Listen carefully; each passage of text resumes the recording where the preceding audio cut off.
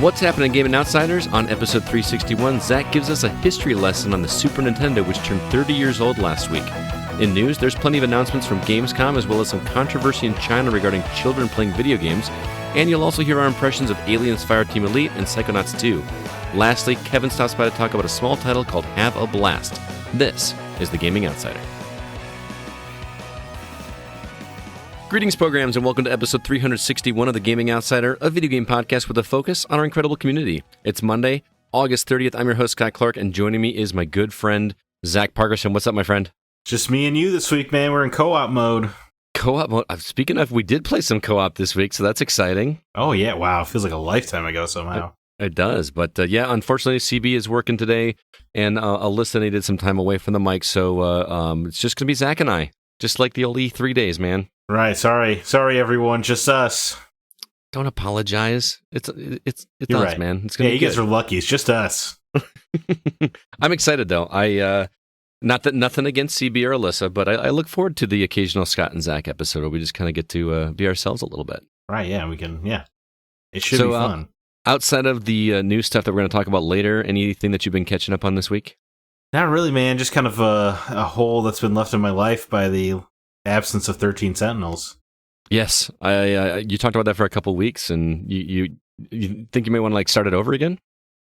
I don't know if I'd go that far, because part of the fun was piecing together the story yourself. Okay. Now I kind of know it, so I don't know. I mean, it's definitely one I'll revisit at some point in my life. It's just, it's hard. It's hard not having it every day now. Mm-hmm. It was so good. Now you just got to move on to Far Cry 5, right? Well, obviously, that's chomping at the bit. I can't wait. I can't wait. Yeah, so Scott sent me Far Cry 5 in the mail because he's been hounding me for what feels like 17 years to play it. Mm-hmm. Couldn't have sent it at a worse time, September. Oh, yeah. I don't expect you to play it right now, but I couldn't pass up. It was on sale for $10. Yeah. It's really hard to pass that up. I appreciate the somewhat kind, but also somewhat, I don't know what the word is, passive-aggressive message. No. It's no rush to play it, man. It's one that it's a game that I feel like the gameplay mechanics to go through and play it aren't worth the ending, but I still want you to see the ending. And I say that as a person. I love Far Cry, right? But I love the repetitive nature of it and the clearing out the compounds. That is my kind of gameplay, and clearing the map and going to this and doing that. Now, you don't have to do everything, obviously. Just take out the brothers and the sister, and then go to the end. I'm really excited to see your reaction to what they did at the end of that. We did a spoiler cast on it before you joined, and it was a lot of fun. So I'm intrigued to see the creepy religious stuff. Oh yeah, it does go full Far Cry now and then in terms of weird. Right. I don't know if have you played 3 and 4? I played 3. 3, okay. Yeah. Well, you remember how they just go to weird places at some point? It just starts getting all, oh, we're playing this kind of game now. You know what I mean? Sure. 4 and 5 both do that as well, but it's still, I can't wait to talk about it. But I did not crack into it this week, but I did pick up a copy of that Mario Rabbids game on Switch. Oh, I bought it on sale a few weeks ago as well. Yeah, it was like $10 or something, right? Yeah. I was like, it was hard to pass up. It was on sale for $5 digitally on Ubisoft for about 3 minutes before they sold out, which I don't know how you sell out of a digital copy, but I missed on that one, and I finally got the physical copy, and I keep meaning to dive into it. So next week, maybe I can discuss that one. But it's a great reminder that XCOM 2 is on sale for Switch for like $15 right now. See, and I don't know, man. The original XCOM, I struggled to get into. I don't know. I love the mechanics and everything. I just couldn't get attached to it. It didn't stick for me. I'm hoping that the colorful characters and familiar characters of the Mario series will make me stick to it a little bit more. But We'll see. Yeah, I love the first XCOM, but I never played 2. So this is wow. I don't like Switch game. You can't play the Mario and Rabbids. It's too happy and colorful. I can't. Well, let's go ahead and jump into the week's news. We got lots to talk about.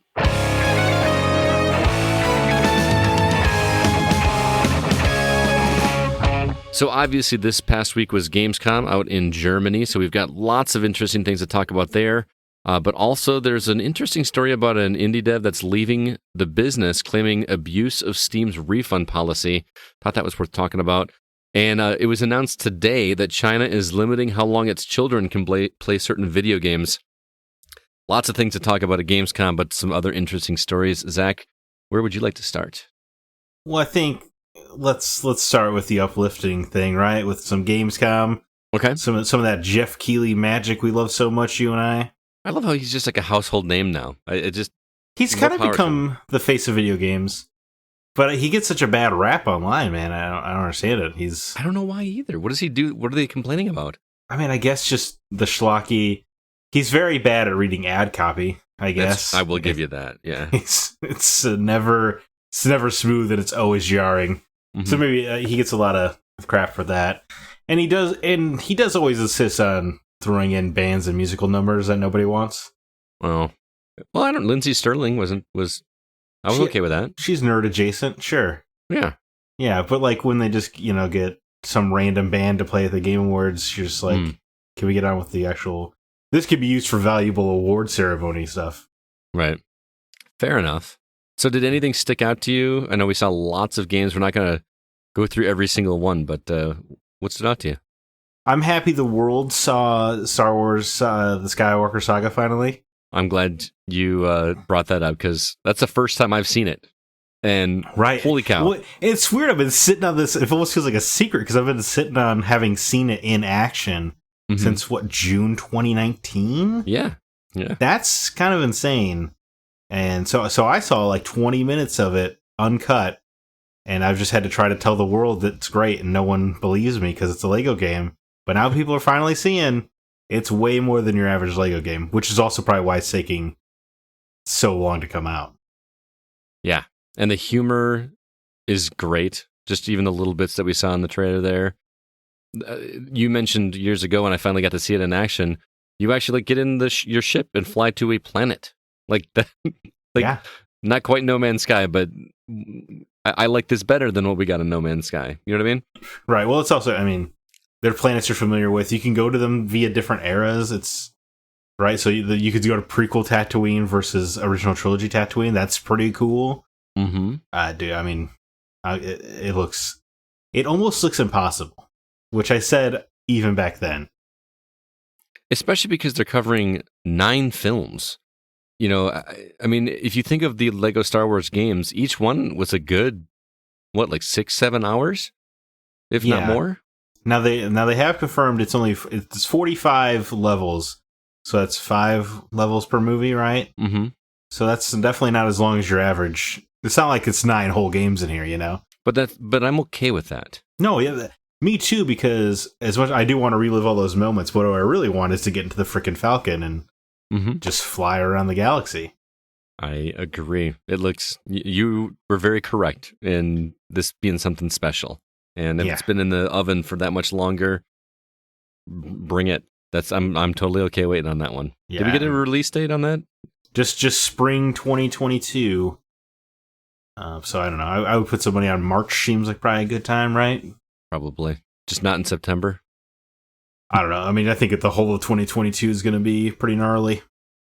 Probably. There's going to be a lot of catch-up stuff going on, but... Yeah, that's not even account. Think about all the TV shows and stuff that got delayed too, right? Like 2022 is just going to be disastrous. If you have FOMO, 2022 is not going to be great. Probably right. Let's talk about Saints Row. We knew this was coming, right? Okay. Right. Wow, that was a big sigh. I'm just intrigued to see where the conversation will take us, Scott. Okay. Here's the thing. I knew we were getting a Saints Row trailer. I didn't realize this was Saints Row until it was over. Yes. And it also follows the trend of CG trailers that mean nothing. Oh, yeah. I think you and I were texting during this presentation, and it was... Those things are absolutely... Well, now, they did do a gameplay trailer afterwards when they had one of the voice actors on stage. Briefly. Yeah, briefly. But it was like a good 2-3 minute video of nothing that's, gameplay. Yeah. I'm getting really tired of cinematic trailers that don't show me anything about the game. Like, I know I'm jumping the gun a little bit here, but Marvel's Midnight Suns, really freaking cool cinematic trailer. And it's for Axis, so it's an XCOM game, which hey, that's cool, but Yeah, not but what I wanted from that trailer. nothing about the trailer. Not even nothing about their trailer told you what it was at all. Mm-hmm. Yeah, borderline misleading. I'm just tired of it. There were so many trailers like that. The ones we did get gameplay for were things that I just was bored 2 minutes in. And I'm sorry, I know everybody loves Call of Duty, but that Vanguard reveal trailer just did nothing for me. Yeah, it looks gorgeous. Does not look fun to me at all. I don't know. Yeah, although it is kind of fun watching Activision not mention their own name in anything. Yeah, did you know that the Activision's name isn't even going to be on the box? Yeah. Like, talk about shady, by the way. Yeah, like everyone just forgot. Of course. Well, yeah, you dangled out the pretty new thing in front of them. Mm-hmm. That's all it takes, right? Pretty much. Tom Holland could beat a woman to death, but if they put out a Spider-Man trailer the next day, nobody would care. Mm-hmm. You're probably right. But let's circle back to Saints Row. Oh, yeah, go ahead. Was it been 8 years since the last one? Does that sound right? I thought it was longer than that. Was it 8? Saints Row Saints Row 4 came, it was on PS4, right? Mm-hmm. Yeah. Anyway, it's been a while. I'm the idea of reboot sounded cool. I don't know what the hell this is, man. I don't either. I mean, looks like am I old now? All those characters seemed really annoying. They were. Yeah, like is this a sign that I just don't understand what people like? The target audience is, I would guess, 20-year-olds. Do I just not understand them anymore? Possibly. I mean, but here's the thing: we liked. What was the one on Xbox that we liked? That Sunset Overdrive. We liked that, right? That's true. Yeah, and that was the same kind of characters. Well, that had like a little bit of punk rock stylings. This looks like 4 YouTubers teamed up. That's fair. Or like it's a bunch of TikTokers driving around. The guy with the mask on that like makes digital faces, showing his emotions. I guess that's we've had one of those in Borderlands and Watch Dogs now. Yeah. I guess that's just a trope of a character at this point. Yes. I don't know. The characters didn't do anything for me as far as memorable, but again, I guess we don't know enough about the gameplay, but I was actually pretty bummed watching it. I wonder if it would have been different if we didn't know it was coming. If we just saw that trailer, well, I mean, I guess it didn't matter. I didn't know it was Saints Row until they flashed it on there. Yeah, I just think I would be more upset. You think so? Yeah. Wasting that? I don't know. It's probably not for us, right? It could be super fun, but if you remember a few weeks ago, I picked up Saints Row the 3rd because it was on sale. Yeah.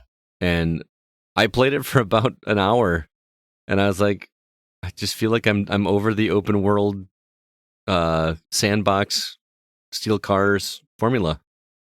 I don't know. Yeah, I mean, I think also just when every game is open world, you have to be kind of even more special to stand out. Right. And Saints Row the 3rd is good, perhaps not great. That's not good. And I feel like they're leaning against what made 3 and 4 so memorable was just the ridiculous nature of it. And now it's just a different kind of ridiculous that's not as fun. Yeah, but I also don't know how you recapture the magic of 3. I agree. Because it was just such a surprise, because while 2 was wacky, it was still Grand Theft Auto-ish, and then Saints Row the 3rd just threw all that right out the window. Mm-hmm. So they also had like surprise on their hands.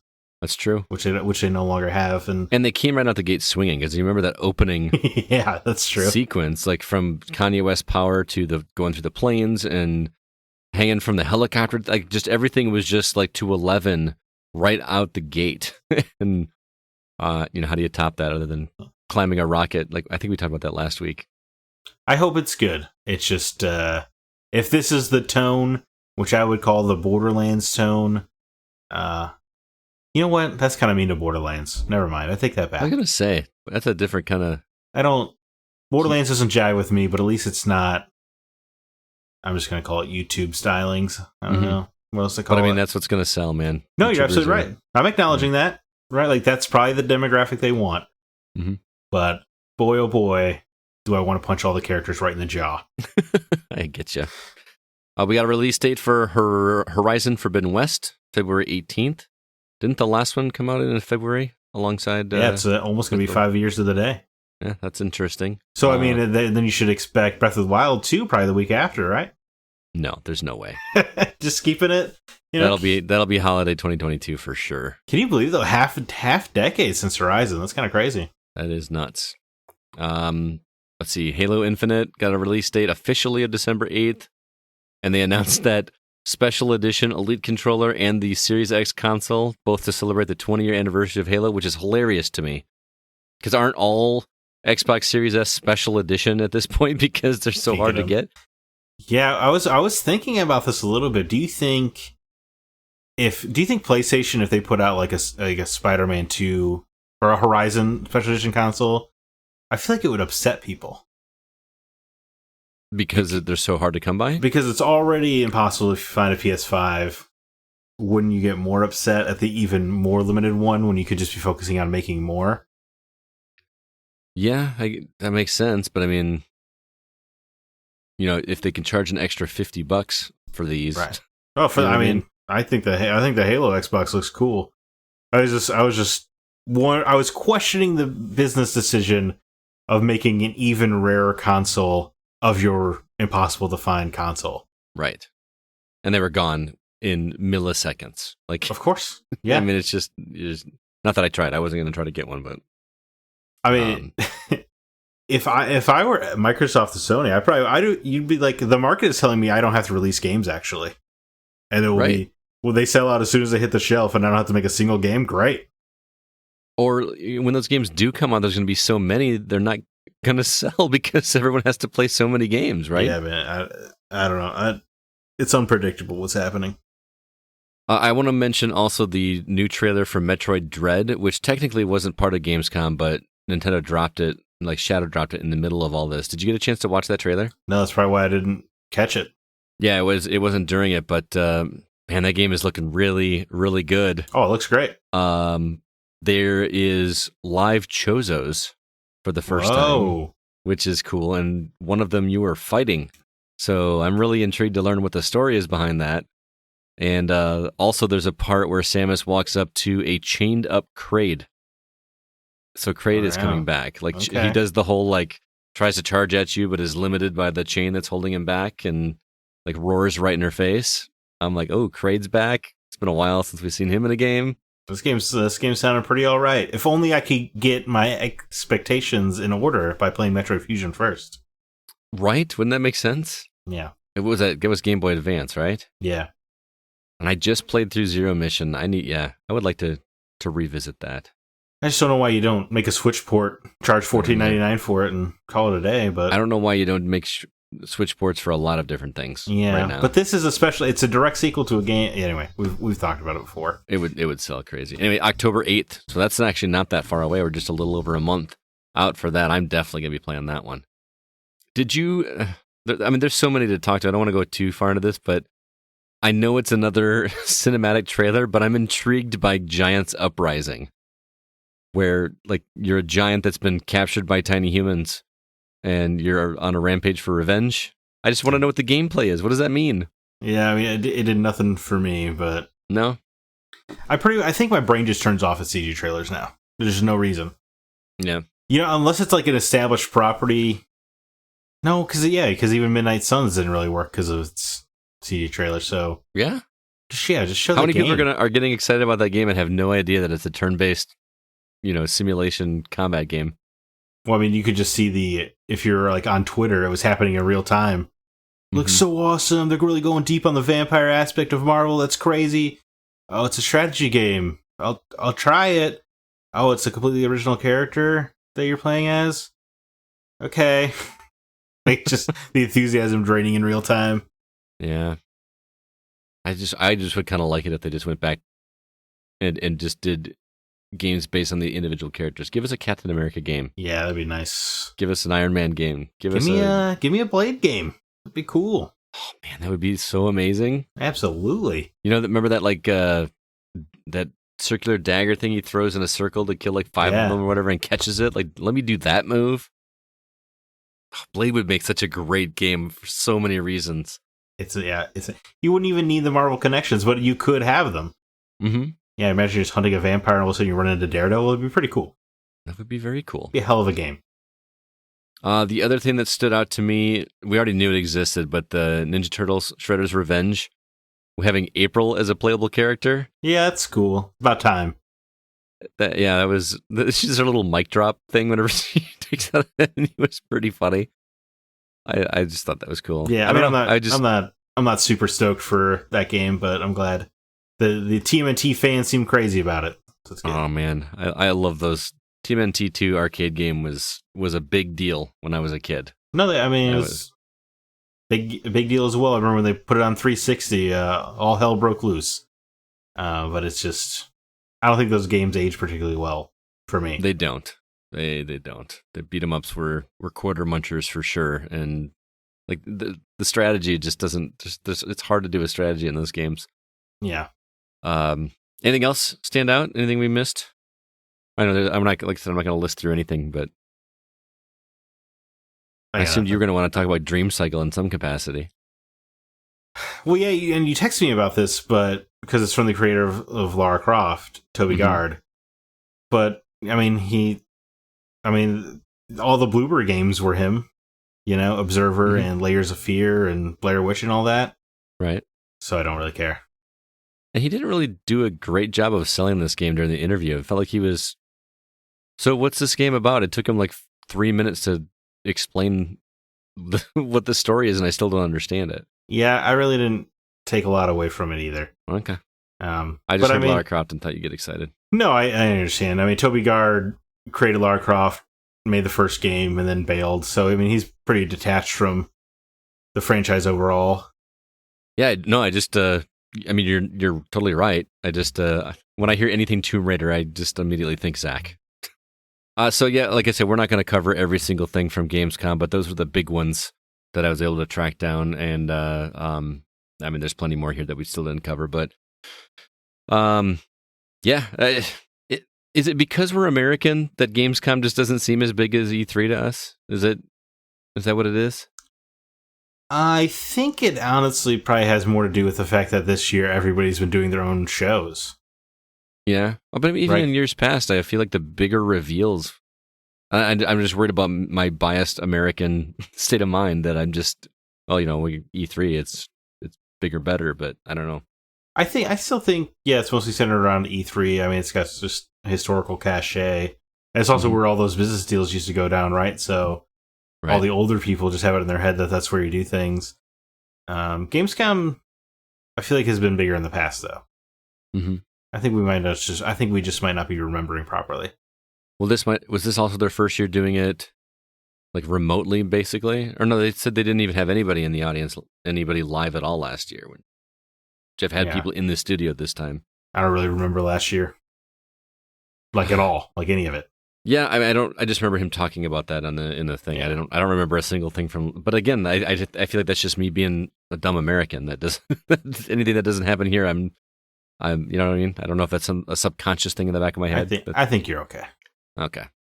I do want to talk quick about this this indie dev, Amica Games. They're basically getting out of the industry, and I wanted to see what you thought about this, because they're claiming that they're getting screwed over because people are, according to them, are abusing Steam's refund policy, which allows you to get a refund on a game if you play it less than 2 hours. Well, their games take less than 2 hours to finish.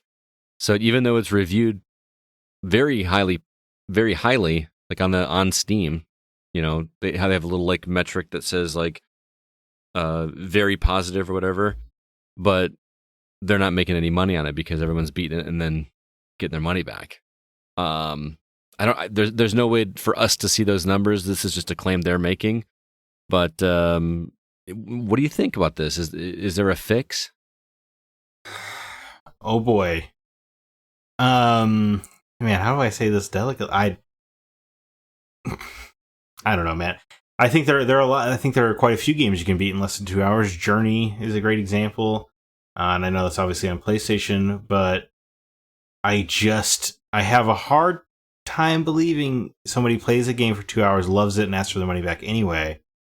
I feel like if people are asking their money back, there's probably a reason.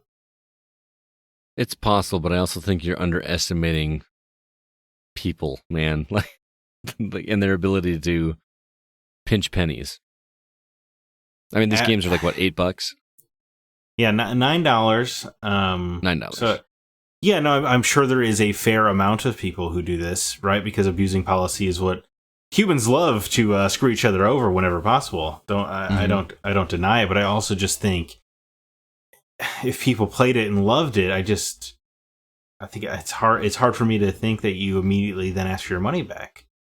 Okay, but maybe that sounds naive of me. It's just, or maybe I just appreciate the art of the medium too much. But I just think if I paid $9 for something and had a pleasant experience, I would then move on. I feel like you do, but I know a lot of people that would do. I mean, wouldn't it be a simple fix like, I don't know, if you reach a certain point in a game? I mean, 2 hours seems very relative when you got a game that takes less than 2 hours or a game that takes 30. You know what I mean? Like, could there be like a certain, like the game pops a certain achievement, and if you get that achievement, then it's no longer refundable? Like, there's gotta, I mean, regardless of whether or not this is actually happening, because it sounds like we disagree that it is or isn't. There's got to be a way to just keep it from happening. I agree. I don't know, man. It's difficult without seeing the numbers, like you said. Mm-hmm. You know, if I saw more of the data, perhaps I would understand better. But just hearing about it, I mean, I don't think it's outrageous that they offer a refund if you played less than 2 hours. Even if the game is an hour and a half. An hour and a half? No, I understand. Sell it somewhere other than Steam? I don't know. I don't know. But I mean, if the game is reviewing positively, if it's getting positive, I mean, if you don't like a game and enough that you're going to ask for a refund, don't you think you would also be inclined to like post a review about what you didn't like about it? I would think so. But they're not. Either they're just not, or they're just asking their money back. Well, again, the shame of it is because I don't have numbers. I don't know if 5 people asked for their money back and they took it incredibly personally. I don't know. Like, I don't know these people. I don't know anything. It just, well, the dev has to have those numbers, right? Sure, but they're not sharing them with us, right? There's not enough information for me to form a complete opinion, because it seems like a he said, she said sort of thing. And it's easy to put the blame on Steam because they are the huge corporation. But I don't blame Steam. It's funny because I have no faith in humanity, and yet I still believe in people enough that I think if you paid $9 and had an okay time, you wouldn't ask for your money back. It's not like you see a bad movie and go back up to the register and try to get your money back. That's not their policy. I don't think even if what if the policy was you play, I don't know. Anyway.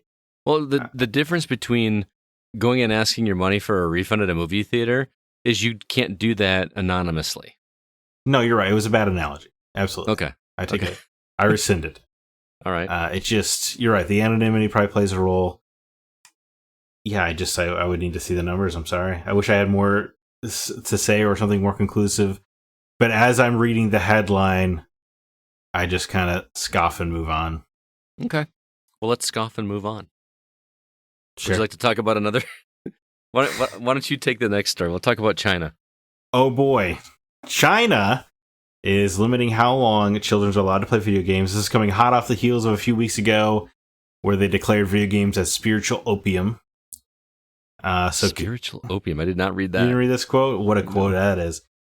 So kids under 18 are only allowed to play 3 hours per week. You only get 1 hour in between the hours of 8 and 9 p.m., which is all right. It only applies to companies who provide online gaming services to minors, which makes sense because those are the easiest to monitor. And let's not forget that you couldn't even get a video game console in China until 2014.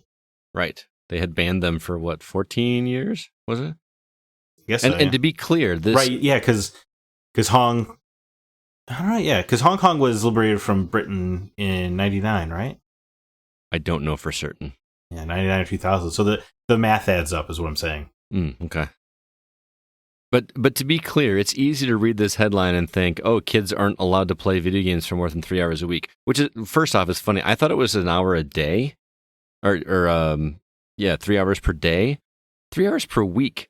But it's not just blanket all video games, because number one, how do you regulate somebody playing a video game at home on their console or on their PC or offline whatever, or anything offline? You can't regulate that. This is online games. I'm assuming like Fortnite, right? And online mobile games. Genshin Impact, a Chinese game.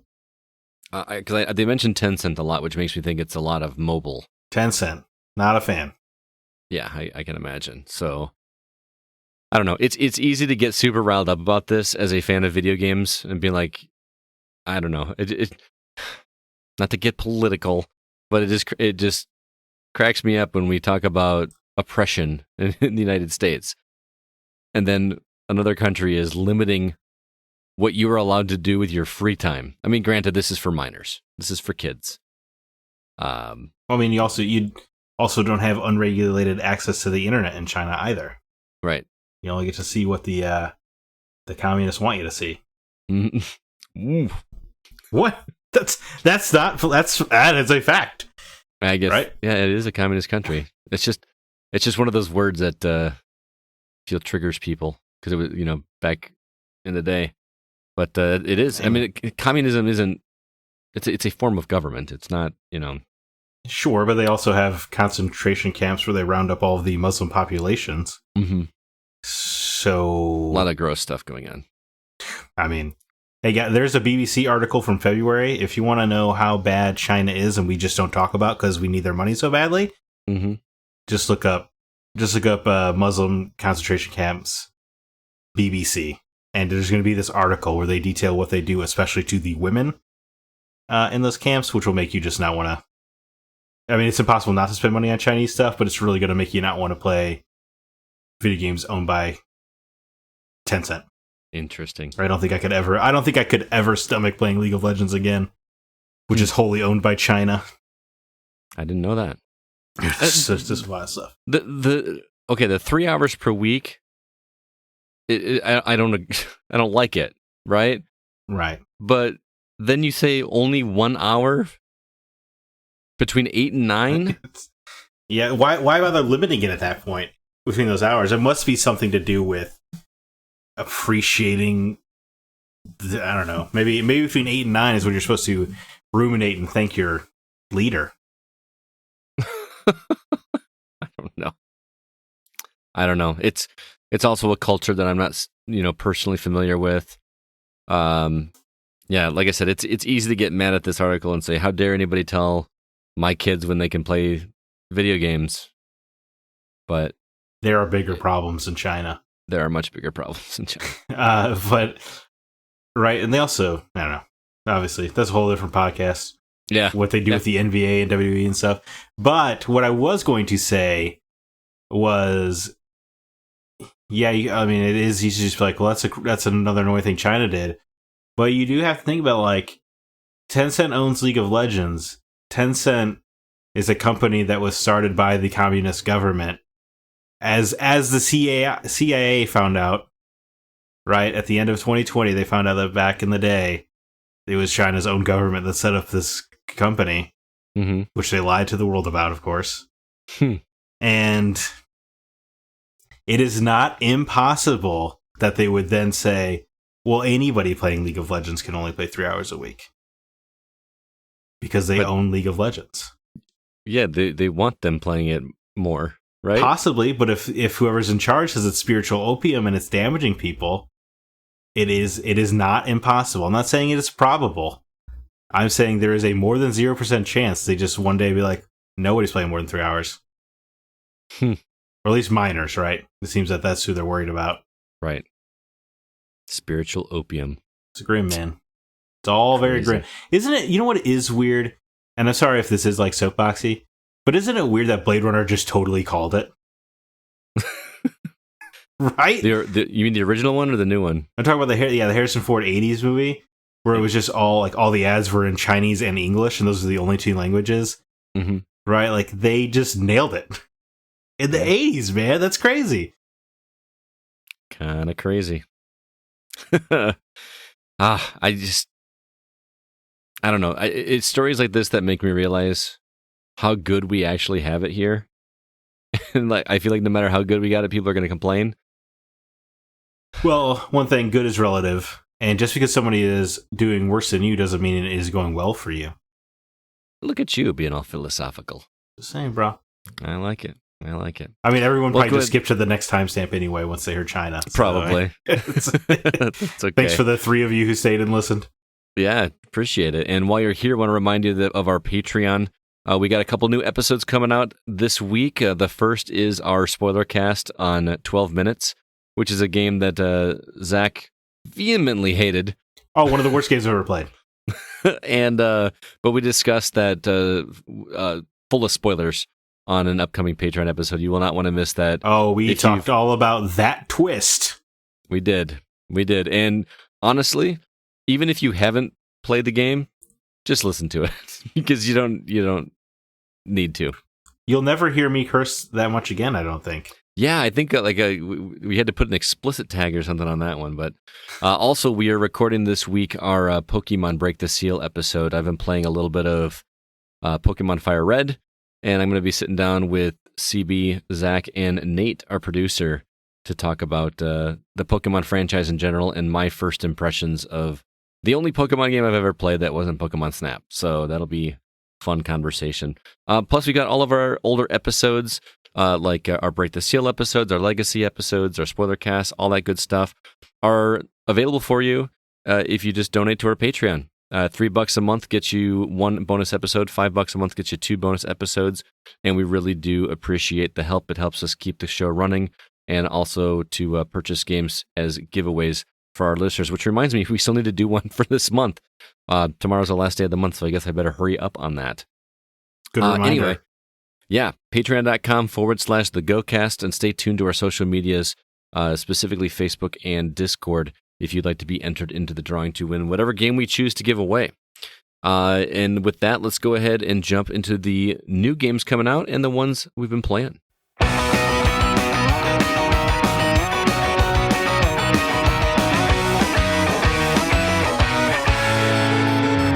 Zach, I feel like this list gets bigger and bigger each week for the past few weeks. Wait till you see next week. Yeah? Oh boy. Right at the top, we have Kiwi, which is spelled a little funny, but is in fact all about kiwis, the animal. It's coming to PS5, PS4, Xbox Series consoles, Xbox One, Switch, and PC August 31st. Medieval Grand Theft Auto game, Rustler, coming to PS4, Xbox One, Switch, and PC August 31st. Looks hilarious. That game looks great. You can steal like horses in medieval England. You can even go to Pimp My Horse stable to get it all tricked out. It is like the old top-down Grand Theft Autos, but it looks like such a fun little concept. Mm-hmm. Survival horror pixel game Lamentum coming to PS4, Xbox One, Switch, and PC August 31st. You got The Big Con coming to Xbox Series console, Xbox One, and PC August 31st as well. 2D Viking action game Song of Iron coming to Xbox Series consoles, Xbox One, and PC August 31st. What a bizarre looking game, by the way. Song of Iron? Yeah. Oh, really? What looks bizarre about it? Just the animations. It just, I don't know. Or wait, am I mixing this up with the animal one? This isn't the animal one, is it? This is not the animal one. Okay. Oh, you think? Yeah, I know what you're talking about because they do have very similar names. I can't even remember the animal one. Yeah, this is like a I don't know. Looks very like artsy kind of 2D action game, like a Limbo type of game, but with medieval weapons. Yeah, just kind of like that. Yeah, kind of like that sad, melancholy feel of Limbo, but as a Viking. Mm-hmm. Pretty presents NIS Classics Volume 1 comes to Switch and PC August 31st. That's 2 ancient RPGs finding their way on a console. This excites me only because it is someone who is caring about game preservation at all. These are 2 relatively forgotten. I think one of them was never even in America. Old RPGs, and they're just bringing them on a console so you can have them. That's cool. You can deliver mail in the mid-'80s with Lake, coming to Xbox Series consoles, Xbox One, and PC September 1st. I am very much looking forward to that game. Didn't Alyssa play that for us on Switch? I played the E3 demo. No, it's Lake is just on Xbox. Really? Yeah. Why did I think that we had reviewed that? Because I remember her.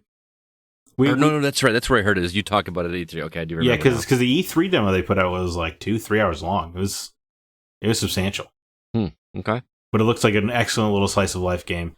Galaxy Squad comes off of PC and onto PS4, Xbox One, and Switch September 1st. So you can explore the galaxy a little bit there.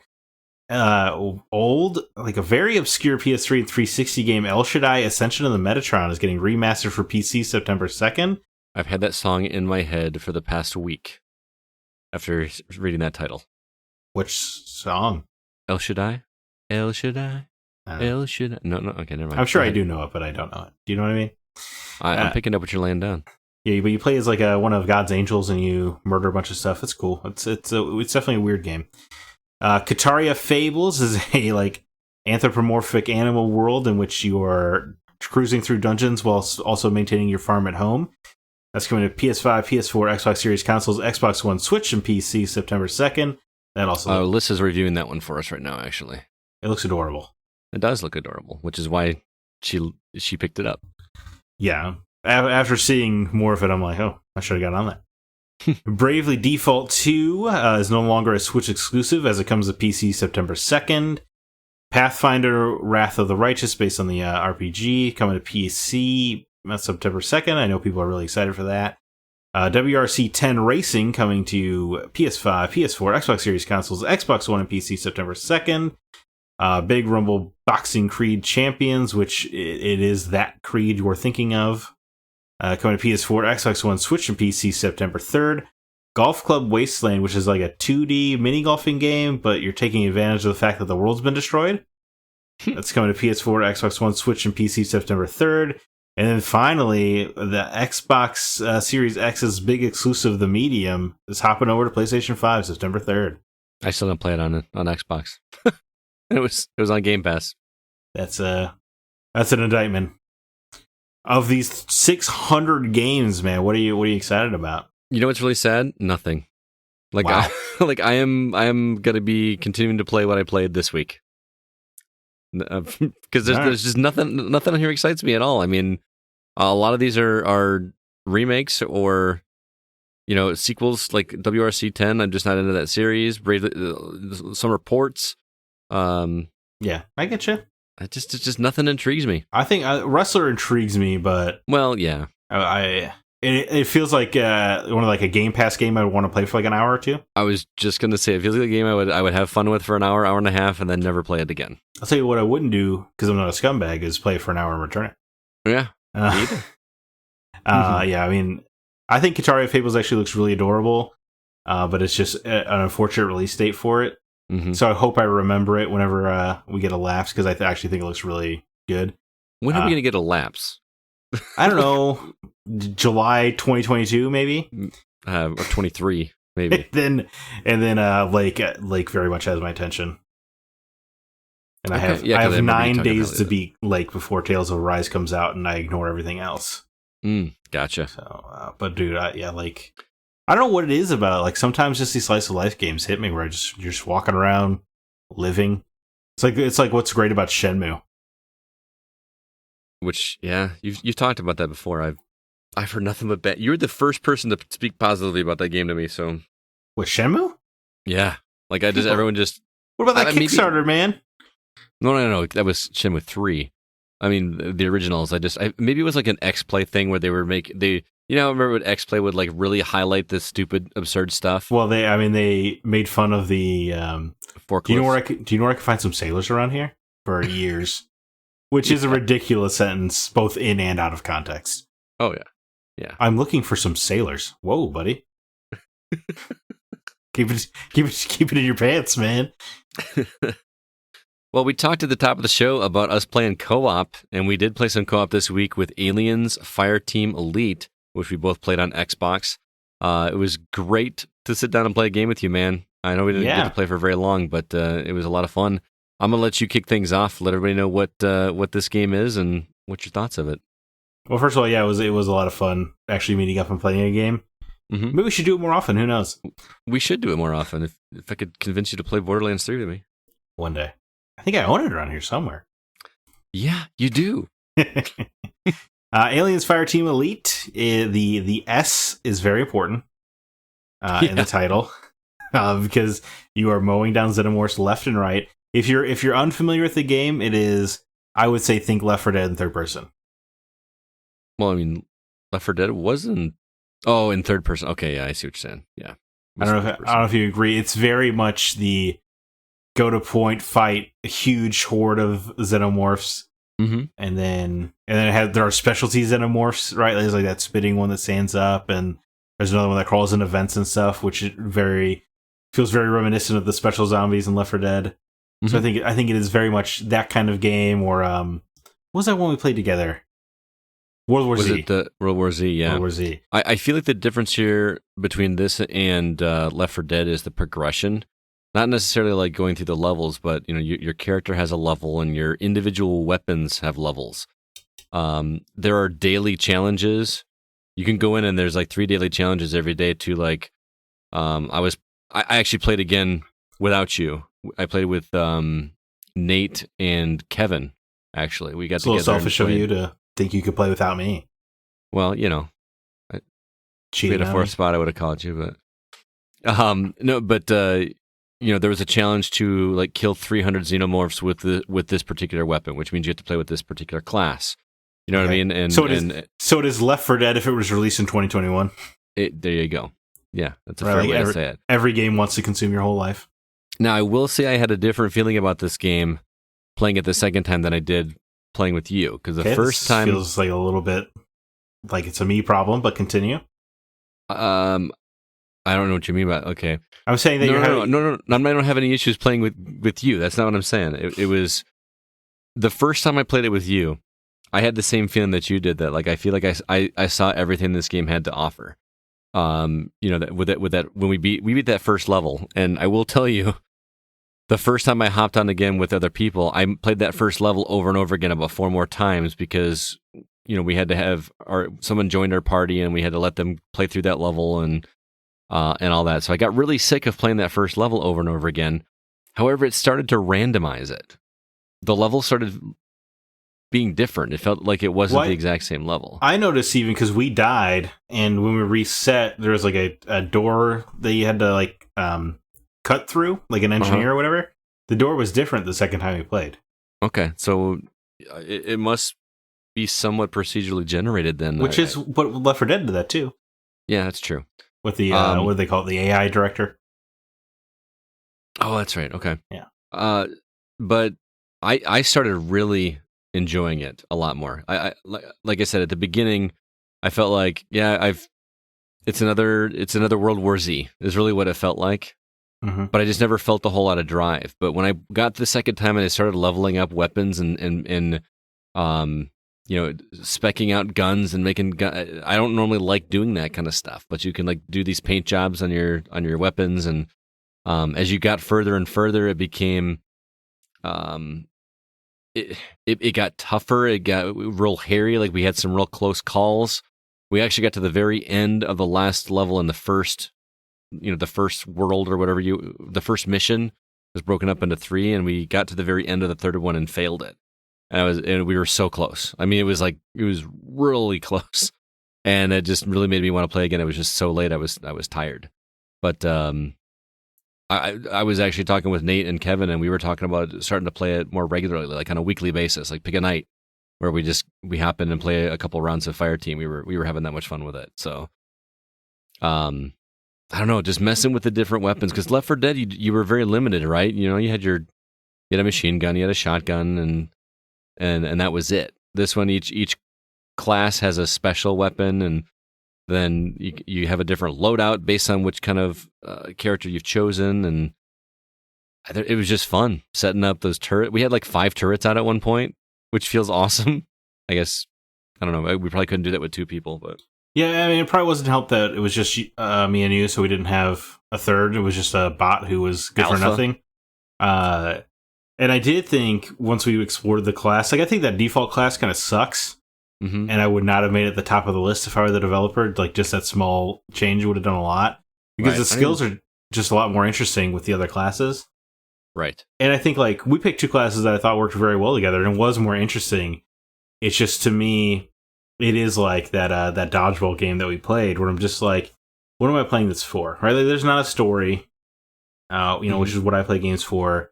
And you know me, like, I'm not interested in the grind for the sake of the grind. Right. So it was never probably going to be a game for me. Although I'm not like in love with Alien, the way CB is or anything. Mm-hmm. But I mean, it's still a cool world. It's just, I don't think I'm invested enough to where I would play it just for that, right? Like Avengers, right? It has all these characters that I have, so I play it even though I hate it. If you care enough about the IP, you can get really sucked into these things. Right, but this is a play with your buddies style game for me, where like half the fun is hanging out with your friends, right? And it's somewhat mindless, but there's still occasional times where you're shouting out strategies and I'm going to do this. Before you turn that or hit that button, let's make sure we get some turrets set up and do this. And I'll be over here. I'll heal you if something happens. I don't know. It's just I just had a blast with it. And like you said, that class that you played, I never played that class again after that first time. I switched over to the Demolisher class, which has a weapon that is super powerful, but it has limited ammo, so it's got that push and pull. So it really forces you to do shorter bursts. And the other positive thing I'll say about this is the sound. It's pretty cool hearing that the pulse tracker and I don't know what the weapon is that pulse burst thing that you fire that just sounds like the movies. See, I don't know, I feel like there have been a lot of Alien games in my lifetime, so I'm just the sounds don't really just do it for me. It's like it would be like hearing a hum of a lightsaber. I'm like, yeah, of course, every game has this. Yeah, but I mean, what was the other Alien game that had a poor coding thing and it just like ruined the game? Oh, Colonial Marines. Colonial Marines. That's pretty bad. Alien Isolation didn't. It wasn't an action game. That was a stealth game. There was what do we have? What I thought was really great, the AVP game on 360 that came out in like 2012-ish. I don't know that I played that one. That was good. It had a decent campaign, but the multiplayer is fun because it was 3 teams and it was humans versus aliens versus Predator all on the same map. It was pretty cool. That's cool. Yeah, it was made by Rebellion. I thought it was a big deal when it came out. Maybe it wasn't, but yeah, I don't know. I mean, I just feel like it's not hearing that sound effects on. Again, I'm not as attached to the IP, I'll admit. Sure, but it's. I just will say I regretted the purchase that first night because I really felt like I was never going to play it again. And then Nate hit me up and said, "Hey, let's play." And I said, "Yeah, let's do it." And we did, and I had a blast. So, I'm going to play it more. I'd like to at least get through the campaign missions, but I will not play by myself. That's just like not what I want to do. I would say if you like Aliens, get it, especially if you have some Aliens friends. But if you're just looking for like the next shooter, wait for a sale maybe or something, or what have you, or just do some more investigation because there are a lot of really good free shooters. Mm-hmm. So your mileage may vary, I would say. I mean, the game's already on sale for like $30. It's not doing too bad, is it? Yeah, I think people are genuinely scared of a $40 title at launch. Still, like I feel like they just assume the quality is going to be poor, and I don't think the quality is poor. I know we talked about this a little bit when we played. You said you thought it looked okay. I thought it looked really good on my Series X. I'm playing on base Xbox One. Right. Yeah. And we were talking about that. Like, I really wish you were here so we could actually do a side by side. Yeah, I do wonder how different it looks. Mm-hmm. That would be interesting to see. But so that is Aliens Fireteam Elite. I'll be playing some more of that this week if I can squeeze in some time with school starting. But let's talk about Psychonauts 2, because I know you've been looking forward to this one for a long time, but I never finished the first one, so I'll let you take off at this one. Sure. I mean, hey, it's Psychonauts 2. If you don't know what Psychonauts is, and you're it was a 2005 little like 3D platformer, I guess. Mm-hmm. A little bit with adventure game elements as you would expect from Double Fine. It was quite beloved, but it was part of the run of games that put Majesco out of the publishing business because they all did so bad. People have been clamoring for a sequel for years, and here it finally is. Right? There was they crowdsourced it on Fig, which is a crowdsourcing platform that I'm not sure anybody even remembers. Mm-hmm. And obviously now it's published by Microsoft. So it's a huge Microsoft published game that's available on PlayStation, which is a lot of fun. But it's been 16 years since the original, and the most surprising of all, when they announced it, but just especially getting into it, was that the game takes place like 3 days after the first one. Right, and they kind of wrap that up at the beginning and explain what's going on. Yeah, did you feel caught up having not beaten the first one? Somewhat. Basically, the guy that you stopped at the end of the first game who kidnapped the head of the school or the camp that you were at or whatever, he's now on your team, but you have to figure out who actually hired him to do the bad deeds that he did in the first game. Right. He's not on your team, but he's not on your team. Right. But it's pretty funny how they just the whole. I don't want to spoil it because it's actually fun to watch when they try to trick him into giving away who his boss is. I thought that was pretty funny. I think it's been pretty funny throughout. Oh yeah. How far did you get? Oh boy, hard to talk about without spoil. I've gotten to a cooking show. I'm not that far. Okay. I finished the first big boss. Okay. Again, I'm trying not to ruin it, but luck was on my side. I guess can I say that? Oh, okay. I do. Clever. Yeah, I really like this game, man. I'm happy to hear that, man. I recognize some of the stuff from the little bit that I played, like just the fact that like the little collectibles in each level, which like in a Mario game would be coins, are all individually drawn objects that are like in a 2-dimensional plane. And it's so clever because they're called figments of the imagination. Yep. They're collecting, and then there are collectibles in every level, like mental baggage that you have to round up for people. There are memory vaults where you keep up your, which is hilarious. You gotta like find memories. The tag for it, and then and then sad. Marry it up. It's like the exact same animation from the first game too, which is a lot of fun.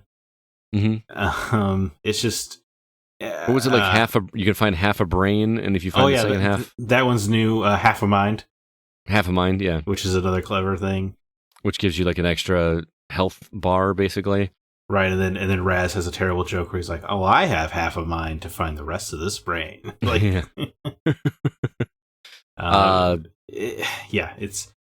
it is shocking how little a step it seems to have missed from the first game. Yeah, like it feels like the exact same tone, feels like the exact same team. Like the music seems the same. It's for having been this long, it's pretty impressive. I know I'm not allowed to use the word anymore, but it's amazing how they just use things with mental health throughout this game. You mentioned the emotional baggage. You mentioned the figments of your imagination. Just even the enemies themselves, like the guys that are trying to stamp you with an international no sign. Oh, sensors. They're censoring your mind. Something like heavy on your mind is a guy that drops weights on you. Oh yeah, regrets. Regret. It's just so cool. I just like, who thought this up? Yeah, it's clever. Clever is definitely the theme of the game, in my opinion. Hey, you said it, not me. I can't get yelled at this time. I didn't realize we got trouble for that one. No, I did. Put it on your bingo card. Yeah. It's just, I mean, yeah, man, it's charming. It's fun. One thing I don't like as much is the hub world in between your brain worlds is Psychonauts headquarters. And it's fine. And it's better once you get outside of it. Because you can explore some like woods and stuff around it. I don't know if you've gotten that far. I haven't. I was wondering because I see the little number of cards that I have to collect. Yeah, it's like 27 of them, and I can't find them anywhere. That'll change per hub area. There's even just like a huge parking lot that you can explore, which is really funny. Oh, okay. Because they play it for jokes rather well. But it's not as interesting as the summer camp in the first game. Like the summer camp feeling, like messing around with all these weird kids, and they would, in between each story segment, they would progress in their own like little mini narrative. Like there's this Russian kid who's trying to hunt down a bear to wrestle. And you just find him throughout the game, leading closer and closer to finding a bear. But not just any bear, right? He wants to find like, this deadly bear. It's just or this kid who's talking, who keeps saying that the squirrels are talking to him, but then the camp counselor's like, no, squirrels can't have psychic thoughts. But then like it's a fun push and pull of like, well, are the squirrels actually talking to him or not? Right. There's just a lot, and then of course the cute dynamic between Raz having a crush on this girl Lily, who is in this game, of course, but and now his girlfriend, according to him. Well, maybe it's it's up in the air. It's up in the air. Yeah. There was a kiss, but the conversation hasn't been had, I believe is how he put it. Right. Yeah. It's adorable, but there was just something special about the summer camp feel. See, it's interesting you say that, because that was what turned me off from the original game, and why I never pushed forward with it. Is I love the levels, like when you're inside somebody's mind, but whenever I had to go out and I had to go talk to so many different people, I felt like I was just doing fetch questy type stuff, and all I wanted to do was jump into the next level. So I feel like I appreciate it more here, where although there is still some of that, a lot of it is just watch the cutscene and just go from point A to point B, and there's not a ton for you to have to do unless you want to go explore and try to collect stuff. But Psychonauts, right? Because that's definitely where Double Fine's adventure game mentality comes to the forefront. Is those little sections that you're talking about? Because it is just like talking to people and mostly just character progression stuff. Right. But where Psychonauts 2 kind of is probably better for a person like you is that a lot of that stuff is optional this time. Mm-hmm. There are optional quests where you can explore the characters, which I think in the first game definitely would have been mandatory. So I think they were wise to that, probably. Mm-hmm. I just feel like the pacing is great. It feels like you're doing something completely different more often than not. Like it reminded me of It Takes Two, which we played earlier this year, where in It Takes Two, it was somehow coming up with a new idea every 10 minutes somehow. Yeah. But here it is like a new thing every like 20, 30 minutes, which is incredibly impressive, of course. I mean, there's moments where like all of a sudden you're doing a 2D platformer. Yeah. While there are characters talking, larger than life characters talking behind you. Again, I'm skirting around what's going on, but there's like a pachinko machine at one point that there's just so many interesting things going on, and right, like there's a cooking show that you must participate in. Like it's very exciting to see what's going to be around the next corner. Mm-hmm. Right, it's very difficult to put down, and I'm not nearly as far as you. It sounds like so. I think I'm only one world ahead of you. It sounds like, okay. But it's I wonder if we'll see the worlds that are as clever as like the Milkman conspiracy in the first game, which is incredible because it was like a suburban, like gravity was all wonky, so you would have to sometimes platform on walls and stuff. Oh, okay. We were talking to these undercover FBI agents who were trying to pretend to be like housewives and stuff, but they would just say it in this like hilarious monotone voice. If you haven't, I would recommend just like watching those cutscenes because they're hilarious. All right. The people, there's just like a lot of really good levels in the first game. I even like, is this considered a spoiler? Like the way that they kind of explore how the mind works and like how you're supposed to connect thoughts together in ways. Mental connections. It's a great way to do a puzzle because it forces you to experiment or do what makes logical sense first. And I'm in love with this game. I did not expect to like it as much as I am. I'm pleasantly surprised to hear this because I definitely did not think you're going to love it. And it's very satisfying collecting those, like I said, the coins or whatever. Yeah. Can you go back into the levels and you can and finish up? Because I could not figure out, like I missed like 2 in that one level, and some of them were blocked off. Like I didn't have the ability yet to get one of the baggages. You know what I mean? Yeah, you'll find a little hub warp thing that lets you go to anybody's brain that you've been to. Okay. And yeah, you will get new abilities. Yeah. And I'm leveling up stuff very quickly. Like each one has only like 4 things to level up, so it doesn't feel like a overbearing skill tree or anything like that. It just and it's a fun skill tree because it's not about experience points. It's about it's about exploration, right? Which is smart for a platformer. Mm-hmm. It's the more you find of the psi cards or what have you. That's how you level up, is by exploring the environment, and that's cool. By finding collectibles. Which is interesting because like when you look back at the old games that had collectibles like Super Mario 64 or Donkey Kong 64, or these games where we spent countless hours collecting all that stuff just to get 100% on the title screen. Right. You know what I mean? And now you're actually getting them for things that matter within the game, which is nice. So yeah, it makes me very much want to replay the first game. And I have it. It's installed. It's on Game Pass. Yeah, I know. I had intended to go in and play it before 2 came out, but obviously that didn't happen. So I'm happy you let yourself just jump into the second one. Yeah, because that doesn't sound like me at all, does it? No. Well, it doesn't sound like most people, I don't think. Yeah. But that recap, if you're hesitant because you haven't played the first game, I think that recap does a very good job of bringing you up to speed. And it makes it feel like it's part of this story. Like it doesn't even feel like it's a recap of a former game. It's just like, oh, this just happened at the beginning of this game. We just wrapped up like a 12-hour experience into 3 minutes. It's like it's like a recap before season 2 of a show. Right. Yeah. It just works very well. So Psychonauts 2, both thumbs up from both of us as of right now. High recommendation. Yeah. I did not expect to like it as much as I did. I like any game where the kid characters actually feel like kids. They do feel like kids, especially the snotty nosed or the snotty when Raz meets the teens, yeah, right, and they kind of like pick on him. It's pretty funny what happens to him actually.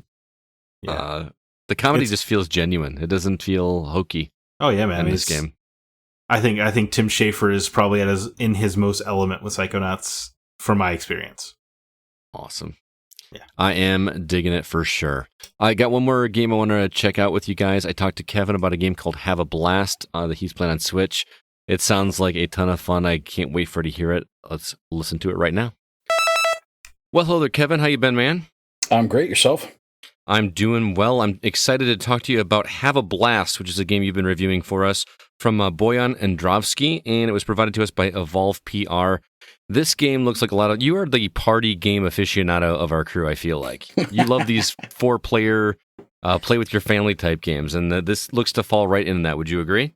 Very much so. It's a great party game. We had a blast with it. I see what you did there. Well, explain to everybody what it is, because I got some like old school multiplayer game vibes, like Combat, only like modernized, obviously, like, one screen, but tell everybody what it is. It's basic. You're very close. It's I compare it very much so to the Geometry Wars games. Okay. The format is the same, like the old Asteroid game. Mm-hmm. It's up to 4 players. You pilot your own ships in space, mostly in space. Some are in little battle arenas, and you literally blow each other up. Okay, it's just one screen, right? There's no. It's just one screen. They do the whole, much like in the Asteroids, that there is I don't know what the actual word for it is. I call it the edgeless screen, because you go off one side, you come onto the other side. Mm-hmm. So it rolls over, however you say that, which creates a really cool aspect, especially when you got multiple players playing. Sure. But can you shoot across the screen? Like, would your bullets travel? No. Okay, no, just the ship. They do not. Yep, just the ship. And the obstacles. Like the first level we started playing on was it literally put you in the middle of an asteroid field. It was like playing Asteroids in a versus mode. And there are objects that you have to avoid because they damage you. You can shoot them and they will move, and you have to avoid them or try to direct them into your opponent's ships to do damage. Okay. It's a lot of fun. There's multiple different levels that employ many different obstacles, so to speak. One of the levels is like you're flying above an ocean and there's a giant fish that leaps out, giant mechanical fish, and tries to, if he catches one of you, that person is dead. Things like that. Tell me about how the game controls, because you mentioned Geometry Wars, which is a twin-stick shooter. Is it a twin-stick shooter in mechanics? It is similar, but not exact. There is an accelerate button. You accelerate with the trigger, the right trigger. You shoot with the left trigger. You steer with the left stick. The right stick kind of it helps to steer. but it has a weird dynamic. Like I said, it's not a twin stick shooter. It does have acceleration buttons that you have to use and everything, but it is somewhat similar in that aspect.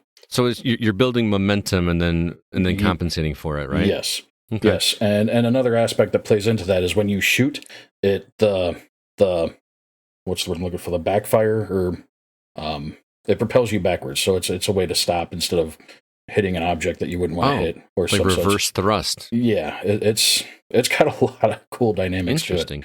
To it. The trailer showed like several power ups. I want you to talk about the power ups and also, the different. I know I said it was one screen, but each round, because I think it takes like 5 or 6 kills to win like an entire match or whatever. The first to 5. Yep. First to 5. Yep. But each time somebody wins, it goes to the next screen and it's a completely different layout, and there's lots of environmental stuff going on. Can you talk about that as well as the power-ups? Yeah, well, the power-ups there's really no power-ups. It's just an ammunition. You run out of ammunition very fast. Mm-hmm. And you have to go get this ammunition that floats around on screen. The power-ups that you might be speaking of are each ship has a special ability. So each ship has its pea shooter, and then each ship also has its special ability, which makes it completely different from every other ship. And like one ship, it like punches another ship. You hold the button down and it gives you your trajectory, and as soon as you let go, it lurches forward really fast, and it literally blows through anything it hits. Oh, cool. Another ship is a drone ship where you hit the special button and it pops a little drone out, and you go get more ammo and it pops a little drone out, and those drones will help you attack your opponents. Another ship is a I can't remember the name right off the top of my head now, but it was basically the special is you explode so it's like a bomb ship. It's just a mass explosion that circumferences a certain area, and whatever is caught in that area gets hit. And then there's a sniper, which, much like the name says, you hit the special and it just lets off a really sharp, high damage shot. Now, can every player pick the same class, or you can? Okay. You can be whatever you want to be. It's picking the different classes though is the most fun. It makes it crazy, zany. Just it's a blast. It looks like it. I mean, I know it's a very simple game. You and 3 people just blowing each other up, like you said, but I like the environments too. Like, it looked like there was one level that had like a rotating ring that you could go through if it were rotated a certain way. There was one that had like hexagonal shapes that kept popping up towards the screen, and if the ship was above that, it would get destroyed. So just really interesting things in terms of the environment, and it's all randomized. Yeah, which is super fun. In terms of like kind of getting to the second part of your question before is, you can set them up in the specific way that you would want to have them performed in, but most of it is randomized. You can pick through a plethora and it'll randomize it as you go through. But yeah, nice. The environments, like I said, there's the one I already talked about, the fish. There's one with a giant serpent and that kind of floats around the screen, and if it hits you, it damages you. There's one where you get thrown into arena and there's circular buzzsaws buzzing around the field, nice. And you have to dodge them. There's so many different mechanics in all these levels. It's quite amazing that all this was packed into this little game. I'm going to need you to bring it over and play sometime, because that sounds like a lot of fun. I have no problem with that. It sounds like you recommend it, yes? Very much so, yes. All right, Kev. Well, thanks so much again for checking out Have a Blast. You're playing it on Nintendo Switch, correct? Yep. I believe that was just that in PC, if I'm not mistaken. It's only the Switch and Steam. All right. Well, thanks for stopping by, man. I really appreciate you checking it out. Good talking to you as always. Yeah, same here, man. Thank you again for the opportunity. Not a problem. We'll catch you later. Take care. As always, thank you, Kevin. Really good to talk to that guy. Real quick, just remind everybody that we got our social media platforms if you'd like to join our conversations. Facebook, facebook.com/groups/the Discord, there's a link in our show notes. We've got 3 new members over there. Miss Michelle 88, Bloodborne Dragon, and Dragonmouth Forge. Welcome to our community. And also check out our show. If you're listening on Apple Podcasts, do us a favor. Drop us a review. It helps us get the word out there. Also, as of today, our show is now officially on Amazon Music. So you can, if you are using that music platform, you can listen to The Gaming Outsider on that platform as well. And also, Zach's written review of 12 Minutes is available on the site. I think I might have mentioned that last week, but be sure to check that out. The site is www.thegamingoutsider.com. You can find all of our reviews, all of our episodes, everything you can about the Gaming Outsider, and we really appreciate you reading our written content. Let's go ahead now and jump into our From the Outside In topic.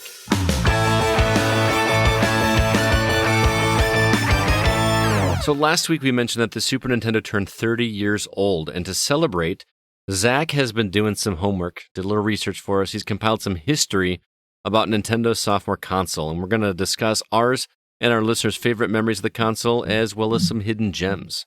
So Zach, before we get into the specific titles and good memories of the Super Nintendo, one of my favorite consoles ever, let's bring it. I know people are excited, man. We had a lot of people on Facebook, I know you're not on there, that were genuinely stoked about your history lesson. So oh boy, now that's a lot of pressure. I can't wait to hear it. What do you got? Good thing I'm not on Facebook.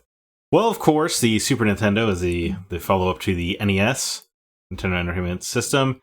Came out in Japan November 21st, 1990. Came out in America August 23rd, 1991.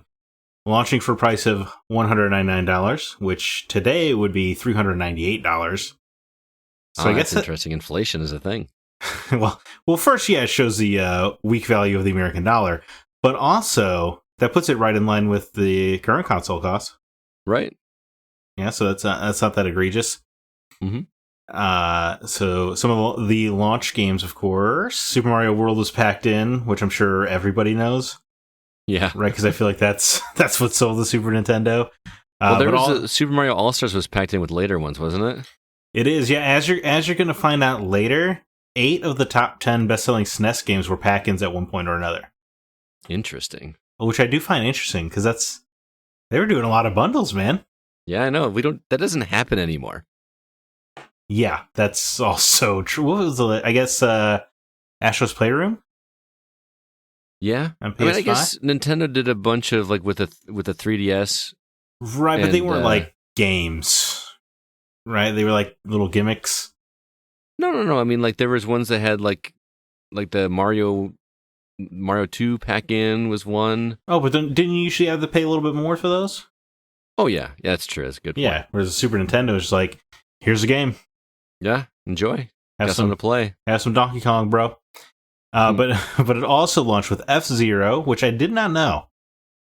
You mean that was a launch title? Or yeah, I didn't know. I did not know it was a launch title. Oh, yeah. That was I had no idea. Huge selling point. That was the Mode 7 graphics, right? I am intrigued to talk to you about the Super Nintendo because I don't have the nostalgia for it because me and the Super Nintendo are the same age. Right? So I don't have the same nostalgia. And I've told the story many times. My grandpa did make me play all the way through, his favorite games on each console before we could upgrade. Uh-huh. But the Super Nintendo was just so close to the N64 at that point that I was just barreling through. Right. So I guess we'll get to it later what you actually played, but yeah, I mean, I'm curious. But anyway, Pilot Wings also launched on release day, as well as SimCity and Gradius 3. Mm-hmm. I'm sure you knew all of that. Oh yeah. Yeah. So it's not as exciting a story as some of our past history lessons because it's just a follow-up console. Mm-hmm. But a few interesting tidbits. Nintendo, as is always the case when you're top dog, was totally cocky and they had no interest in making a follow-up console until the Sega Genesis and TurboGrafx 16 came out and just started doing gangbusters with 16-bit graphics because they were convinced that 16-bit wasn't all that cracked up to be. But it was. But the market was shifting away from them rapidly.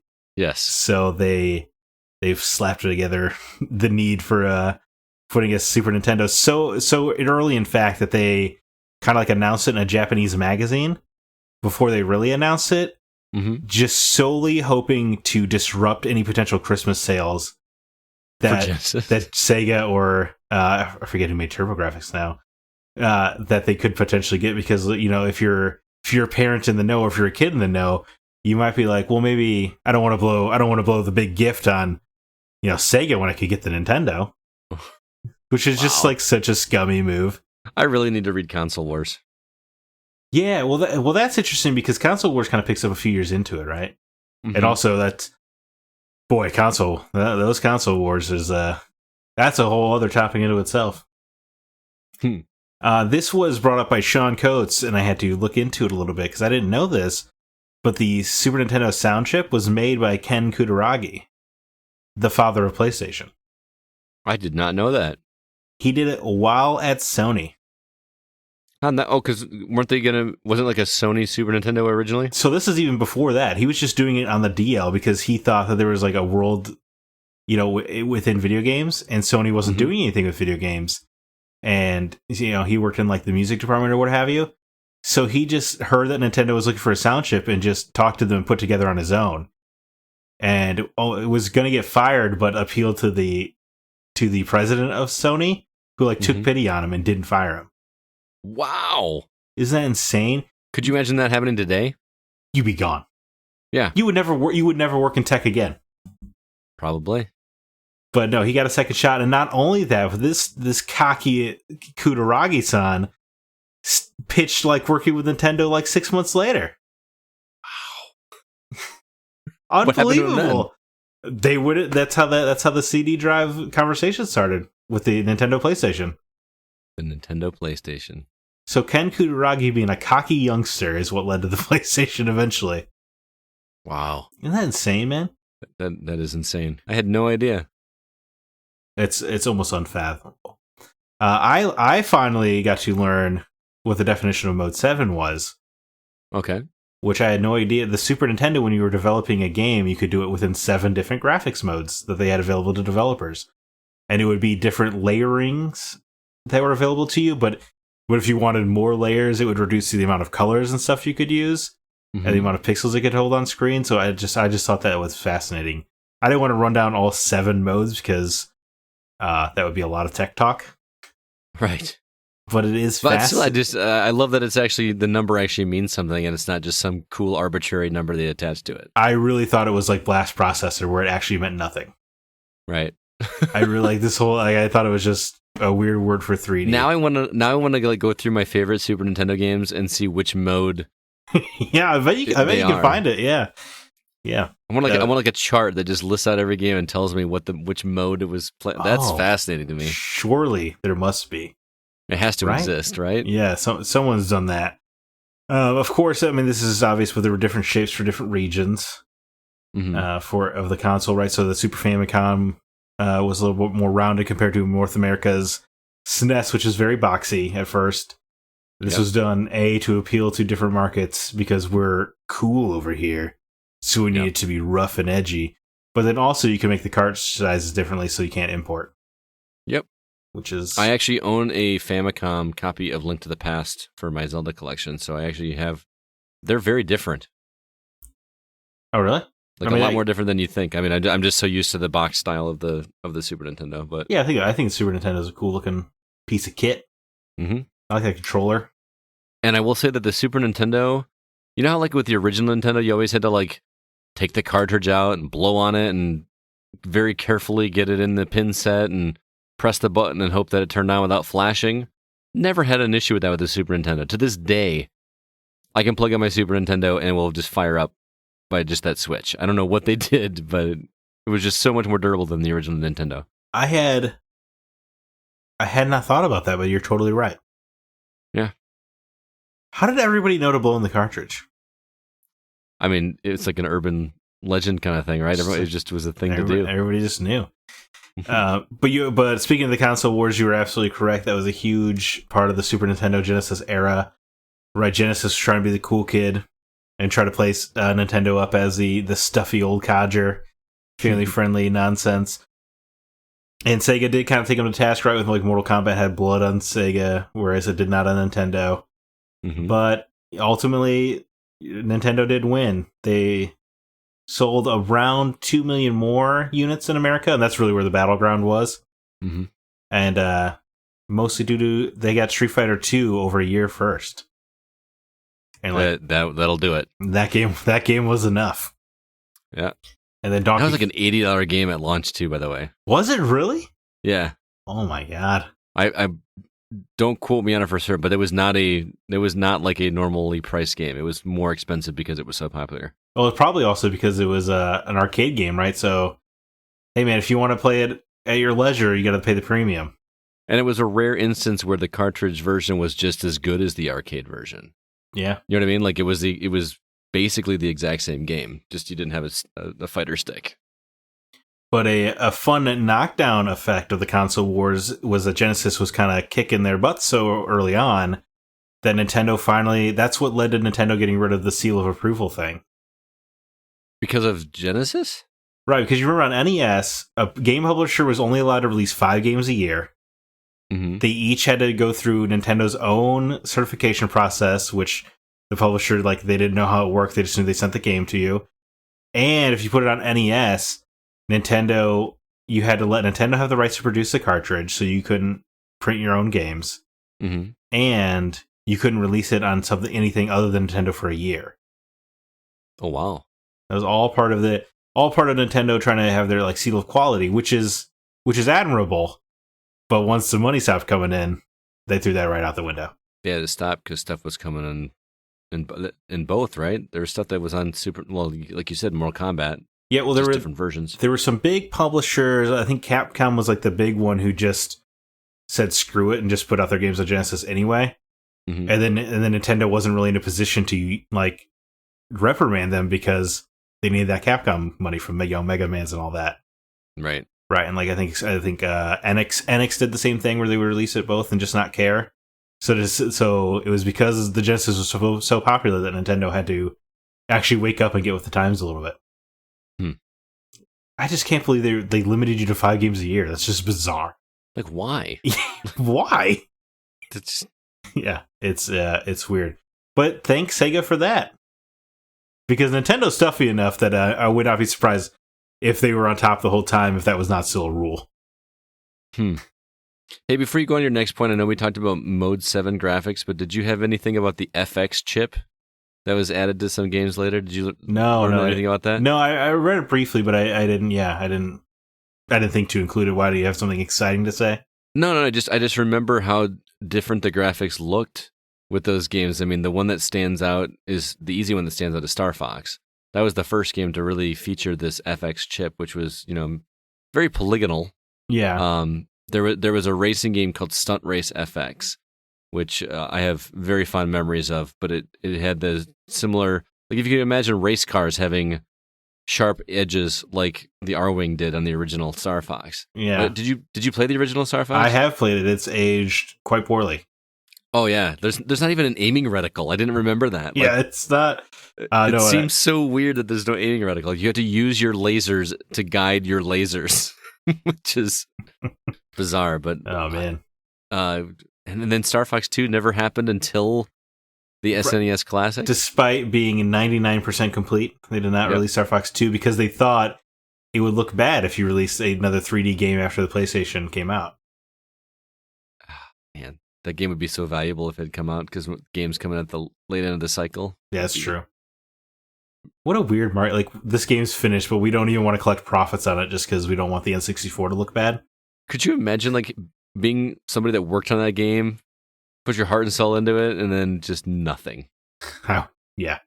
I was going to say I would leak it, but you couldn't back then. You would have nowhere to leak it to. There'd be nowhere to leak it to. Or could you imagine, like, again, having been on that development team, and then it comes out on the SNES Classic, you're like, finally, this game I made, I can play freely. How does that work? Like, if you work on a game and it's 99% done, do you get to play it? Like, yeah, I don't know how that works.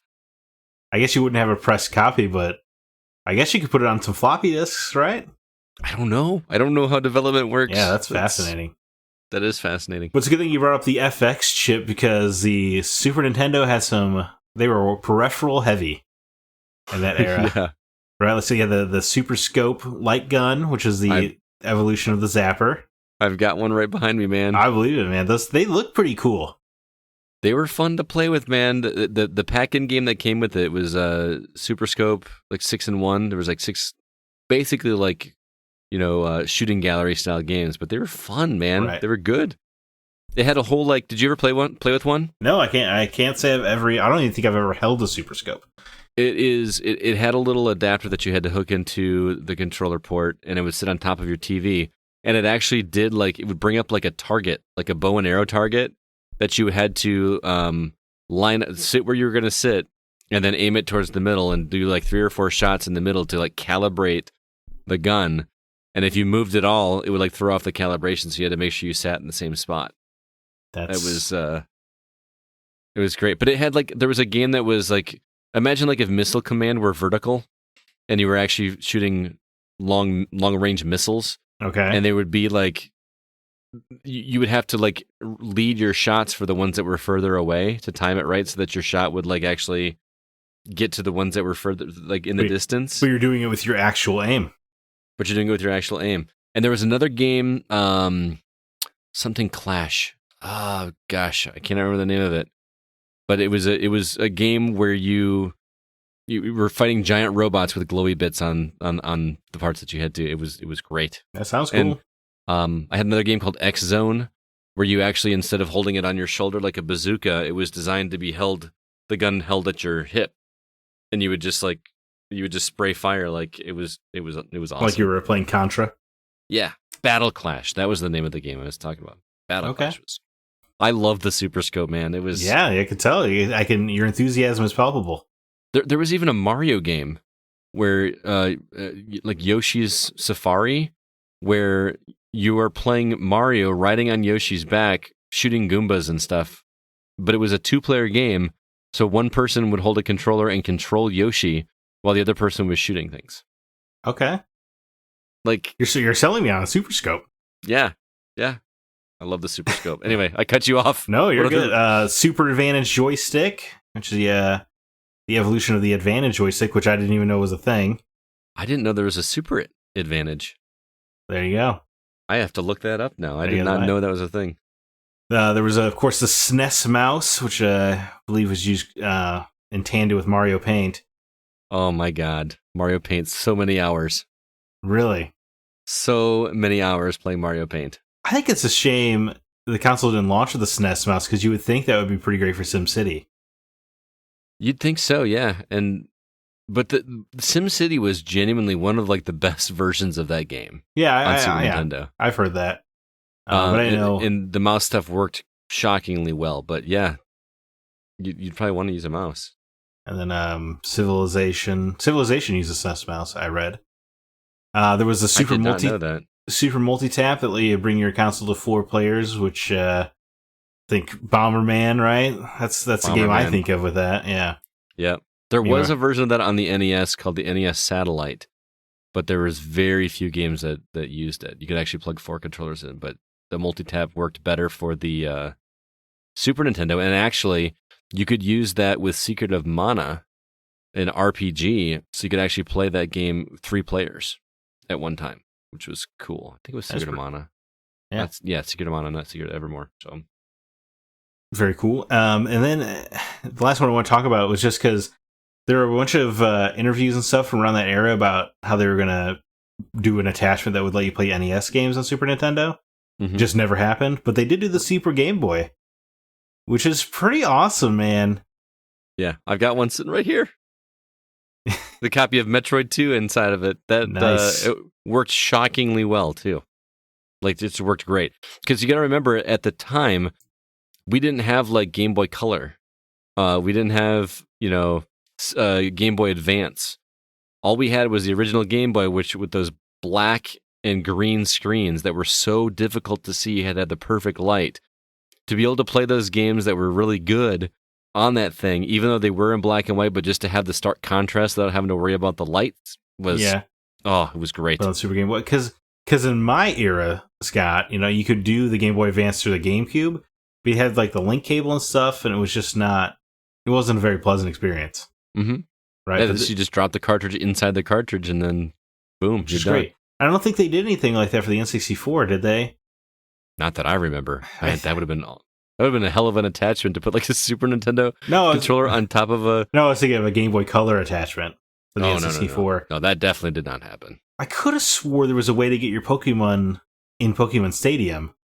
There is. You have to have the... and CB, I wish CB were here to be able to tell you, but there's an actual GameCube game that's called like the Pokemon Box, which isn't really a game. It was just designed to be able to convert your Pokemon stuff, which you guys know Pokemon better than I do. But I remember that was one of the last GameCube games that CB got in his collection, and I say games in air quotes.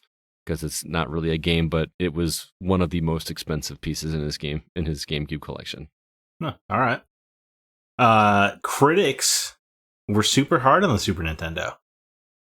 Really? Yeah, due to its small launch library, which is weird to think about when you like compare it to today, because it's F-Zero and Super Mario World alone you think would knock it out of the park. That's SimCity, Gradius 3. What was the other one? Pilot Wings, F-Zero. Pilot Wings. Yeah. Pilot Wings was great. I'm with you. I mean, F-Zero. I think F-Zero and Mario World alone would do it for me. But of particular note was EGM, who they did like because they always scored 4 people on every game or whatever. Mm-hmm. So the Super Nintendo, no one gave it higher than an 8, and one of the critics gave it like a 4.5. Wow. Do you remember the reasoning for such a low score? I did not read it because the Wayback Machine was not working for that. Yeah. But I did. I know. I don't want to say a journalist's name because I don't want to put it on blast. But one of them used the term that the Super Nintendo was bargain bin bound. Wow. I He was definitely a Genesis fanboy. I don't think that particular comment did not age well. Probably not. No. No. Speaking of, I know this is kind of a similar comment, but when did the Genesis release in the United States? It was before? 2 years before the Super Nintendo. 2 years before. Did we do this for the Genesis? No, I feel really bad if we didn't. I don't think we've done it. I don't know. But we're also, I mean, I love Sonic, but we're not. You and CB are huge Super Nintendo fans. Yeah, but Kevin Honigford is like shaking his fist at his car stereo right now that we didn't do this for Sega Genesis. Hey, man worships Sega Genesis. I like the Genesis more than the Super Nintendo, Kevin. There you go. So yeah, you got me. But then Super Nintendo would go on to sell 49.1 million units worldwide, which makes it the 4th best-selling Nintendo console, which I'm a little surprised at. 4th? Right. So the NES sold 61.9, which I already, in my head, I thought the Super Nintendo did better, but it did not. No, it makes sense that the Nintendo did. Yeah, I guess, yeah. And then... Sorry, so then the Wii, or the Switch has sold 81 million copies so far. And I think that's going to keep skyrocketing. And then the Wii sold 101.6 million. Huh. Yeah. Just insane. I mean, nobody will do as bad as the Wii U. The Wii U or the Wii? No one will ever as bad as the Wii U. I don't know. Virtual Boy says hello. Well, touche. But the I don't know, man. The Switch has a good chance of beating the Wii.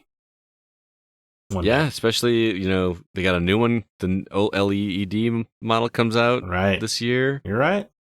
Yeah. Before we move on to the community, I do want to talk about the best-selling games for the console because that I love. To guess? Well, yeah, I mean, you can if you want. Sure. I mean, there's going to be some very obvious ones. Okay, yeah, sure. So, Super Mario World. Okay. Because it's a pack-in, is just a given, right? Right. I'm going to say F-Zero is on that list. Okay. Top 10. Yes, no? Do you want me to, well, I don't want to give away the list. Oh, okay. No, there's no F-Zero. Really? No F-Zero? No F-Zero. Like, you can just tell me if it's on the list or not, and then you can go the order. Link to the Past. Yep. Super Metroid. No. Oh, that's right. So Metroid doesn't sell well. Yeah. That's right. Boy. I'm trying to think of what else.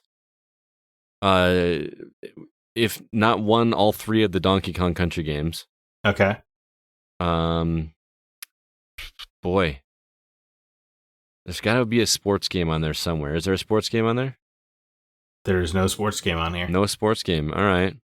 Yeah, I mean, those are the for sure ones for me. I'm missing some super obvious one, but yeah, why don't you just go ahead and run them down? Okay, well, before I do the top 10, I wanted to give, because there's a fun few placements.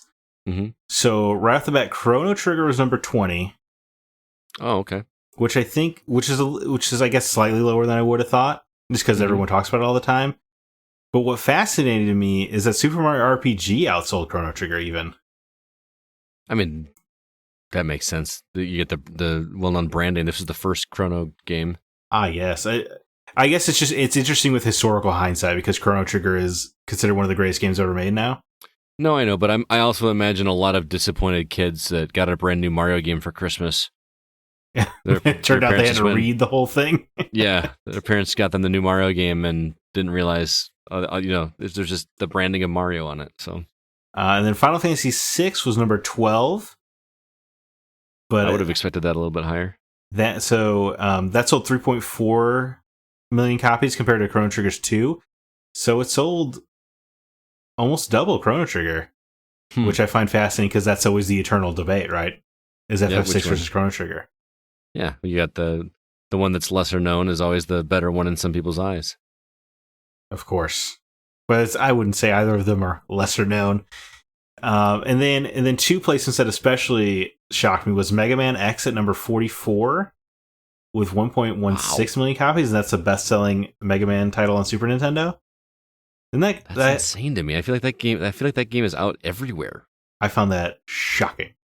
Yeah, 44. Wow. You know, I don't know what its overall sales were on every console it's ever been released on or anything. Right. But on Super Nintendo, 44, I'm shocked. And then Super Metroid 33. 1.2. Huh. Well, we talked about that in the past. That Metroid just never sold for some reason. Yeah, well, and I know that, and we talk about how it is like this, almost like the stepchild of Nintendo or whatever. Right. But I am surprised it's that low. Yeah. Because it was one that everybody owned. That means for the collectors out there, there's only 1.5 million cartridges for you to find. Yeah. Scoop them up while you can. And then, I thought those numbers were fascinating.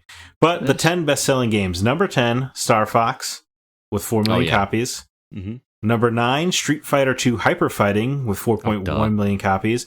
That is one of two games on this list that was not bundled at some point with the Super Nintendo. So the one Star Fox was bundled? At one point, yes. Did not remember that. Okay. Yeah, and I didn't look into the bundlings. I'm just trusting the source on that. Okay. And then Super Mario World 2 Yoshi's Island is number 8 with 4.12 million copies. Great game. It is fantastic platformer. But speaking to your disappointed kids thing, how many people bought this game expecting the next Mario World and then they got absolutely not that? Oh yeah, that's fair. Because that was a hard game. That was a tough game. Yeah, it's almost mean-spirited at times. Oh man, Touch Fuzzy Get Dizzy. Yeah. Or the helicopter one. I remember there's one where you were at a helicopter and had to collect these red coins. Oh man, it was so hard. Brief shout out to Yoshi's Story on N64. Also great. Number 7, The Legend of Zelda: A Link to the Past, with 4.61 million copies. Scott's favorite game. Mm-hmm. Number 6, Donkey Kong Country 2: Diddy Kong's Quest, with 5.15 million copies. That's the other game that was never bundled. Makes sense. And for your guess, by the way, Scott, you were dangerously close to all 3 Donkey Kong countries because DKC 3 is number 11. Ah, okay. So that's pretty good. Nice. Number 5 is Street Fighter II: The World Warrior, 6.3 million copies. So Street Fighter II is on here twice. That's how popular that game was. I had a Street Fighter 2 Turbo. Street Fighter 2 Turbo. It was there was so many variations of that game. Yeah, which I didn't realize until Christina Flores, former producer, I was hanging out with her and she's got the Street Fighter arcade collection. Mm-hmm. There are 9 versions of Street Fighter 2. It's absurd.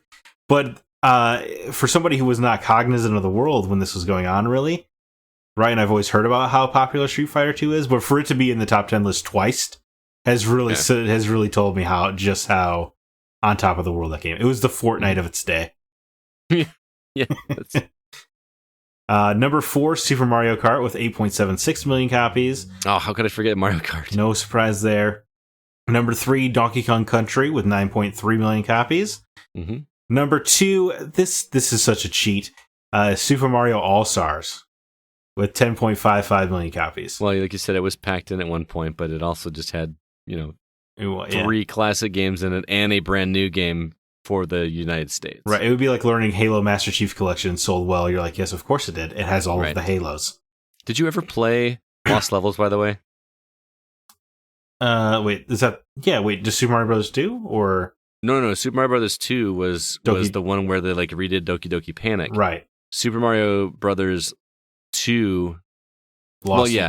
it was Super Mario Brothers 2 in Japan. Okay. Right? Because in Japan, Doki Doki Panic was what it was, but in the United States, it became Super Mario Brothers 2. But Super Mario Brothers 2 in Japan, they called it here the Lost Levels, and it was the same, art style of the original Super Mario Brothers, but just super stupid hard. like they introduced like poison mushrooms in that game. And, that's not nice. It's probably particularly mean to colorblind people, I bet. No, because they actually have little skulls on them, so they don't really look like the other mushrooms. They look very, very different. But was this in All Stars? Yes. Okay, so I probably did play it, but as a youth. And dude, it is so hard. I was actually at EXPcast's what's the game thing? The Extra Life, and I decided to play some Lost Levels. I couldn't get past the first world. I just got frustrated. I'm like, I don't want to play this anymore. It's that hard, man. Wow, it's the Dark Souls of its day. Yeah, pretty much. And then number one, no surprise, is Super Mario World with a 20.61 million copies, but that was the first pack in, right? So all the excited people got that. And that's still all. Such a great game. No, it is. It's phenomenal. Don't get me wrong. I like, the great World versus Bros 3 debate. Yep. Yeah. Bros 3 is the winner. I think 3 wins that too, yeah honestly. One last piece of trivia. This is just for Scott Clark. Okay. Did you know that A Link to the Past, Shigeru Miyamoto wanted to name A Link to the Past New Legend of Zelda? Did not know that. To replicate the, how they always do the new stuff. But what the development team wanted to call it was The Legend of Zelda Ganon Strikes Back. No. Yeah. Thank goodness that didn't happen. Right. I assume it was very Empire Strikes Back. Yeah. Inspired. It was a little late for... Well, I mean, there's no such thing as late for Star Wars, man. That's true. But it is... Link to the Past is just so perfectly titled, though. Yes. Well, it's... Yeah. The word we can't say. It's a very smart... a double entendre, as it were. Now I want to go play Link to the Past. I didn't. I don't assume it takes much for you to want to play that. I haven't played it in a couple of years, actually. I should... And that's on Nintendo Online, right? Yeah, it is. Yeah. So I can actually play that one on my Switch. Well, also your Super Nintendo if you wanted. I could. Yeah, but actually I have these aren't actually licensed Nintendo games. Somebody made these, but I've got 3 copies of Link to the Past, but they're called something completely. It actually has like different artwork on the stickers and everything, but they've taken the engine of Link to the Past and remade dungeons and like recreated the world just using the art assets from there. And it's just an actual physical cart, so you can actually go play like this like homebrew game that somebody made using the assets from Link to the Past. And I haven't fired that up yet. I need to do that. I think it's always fun, like the item randomizers people make for Link to the Past. Mm-hmm. That'd be cool. It'd be tough to make it work. You know what I mean? Because some of them you need for certain dungeons. You would have to code that on this screen this weapon has to be equipped, right? Mm-hmm. Yeah. I bet it's fun. Would be fun. Well, thank you for that history lesson, man. As always, well done. That is a lot of good information there. Thank you. Let's. I know you're not going to have a ton of memories of the SNES. Yeah, this is going to be I feel like it might be a little bit of a one-sided conversation, but I'm intrigued to contribute where I can. All right. Well, why don't you start? Go ahead. Oh, so some of my favorite good memories? Yeah. Well, of the Super Nintendo itself, it is mostly just playing with my grandpa and my brothers, kind of exploring the games.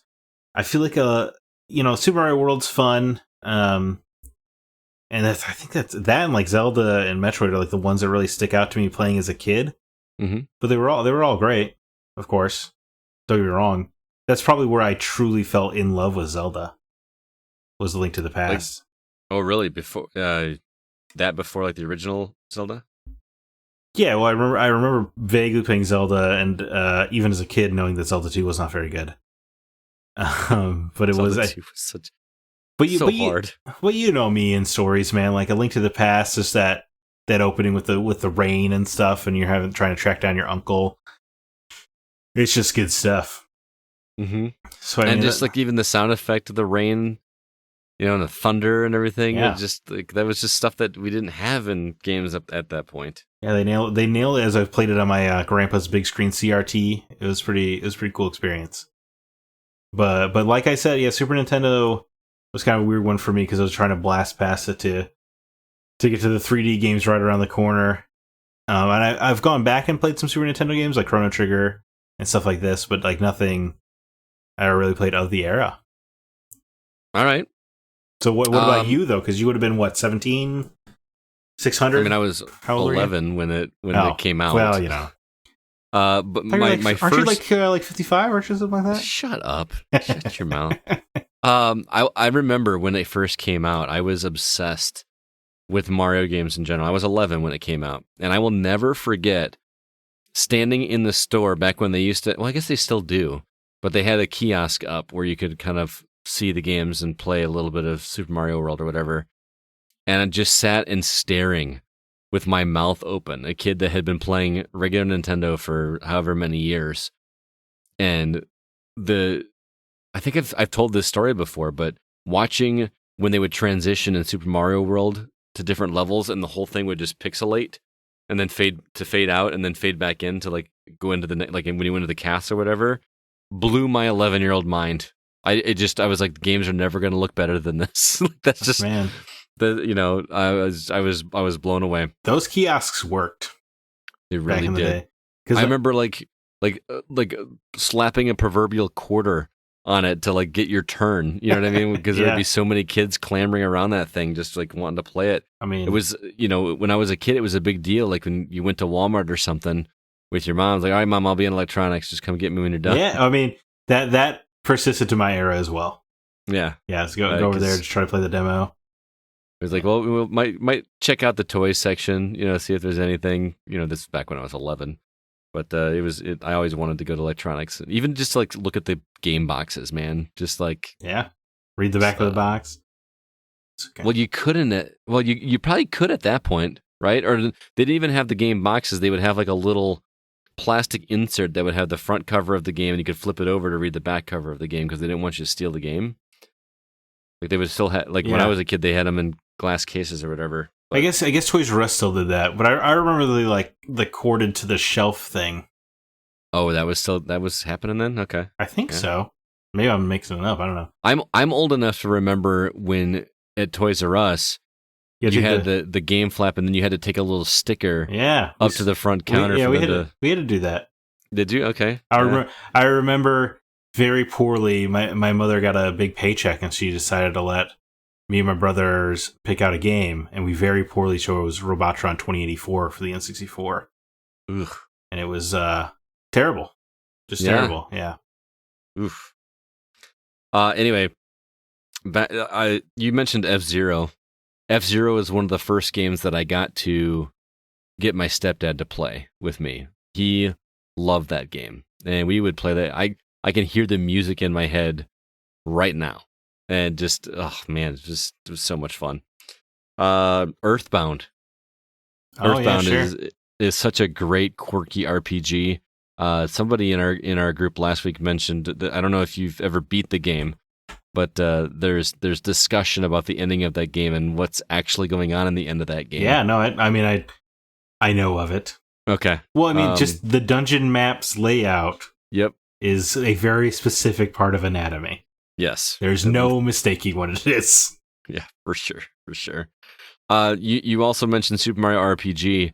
This was one of the first RPGs that I was allowed to play, because if you remember, I've told the story how I wasn't allowed to play RPGs because, the subliminal messages that were in them and whatnot.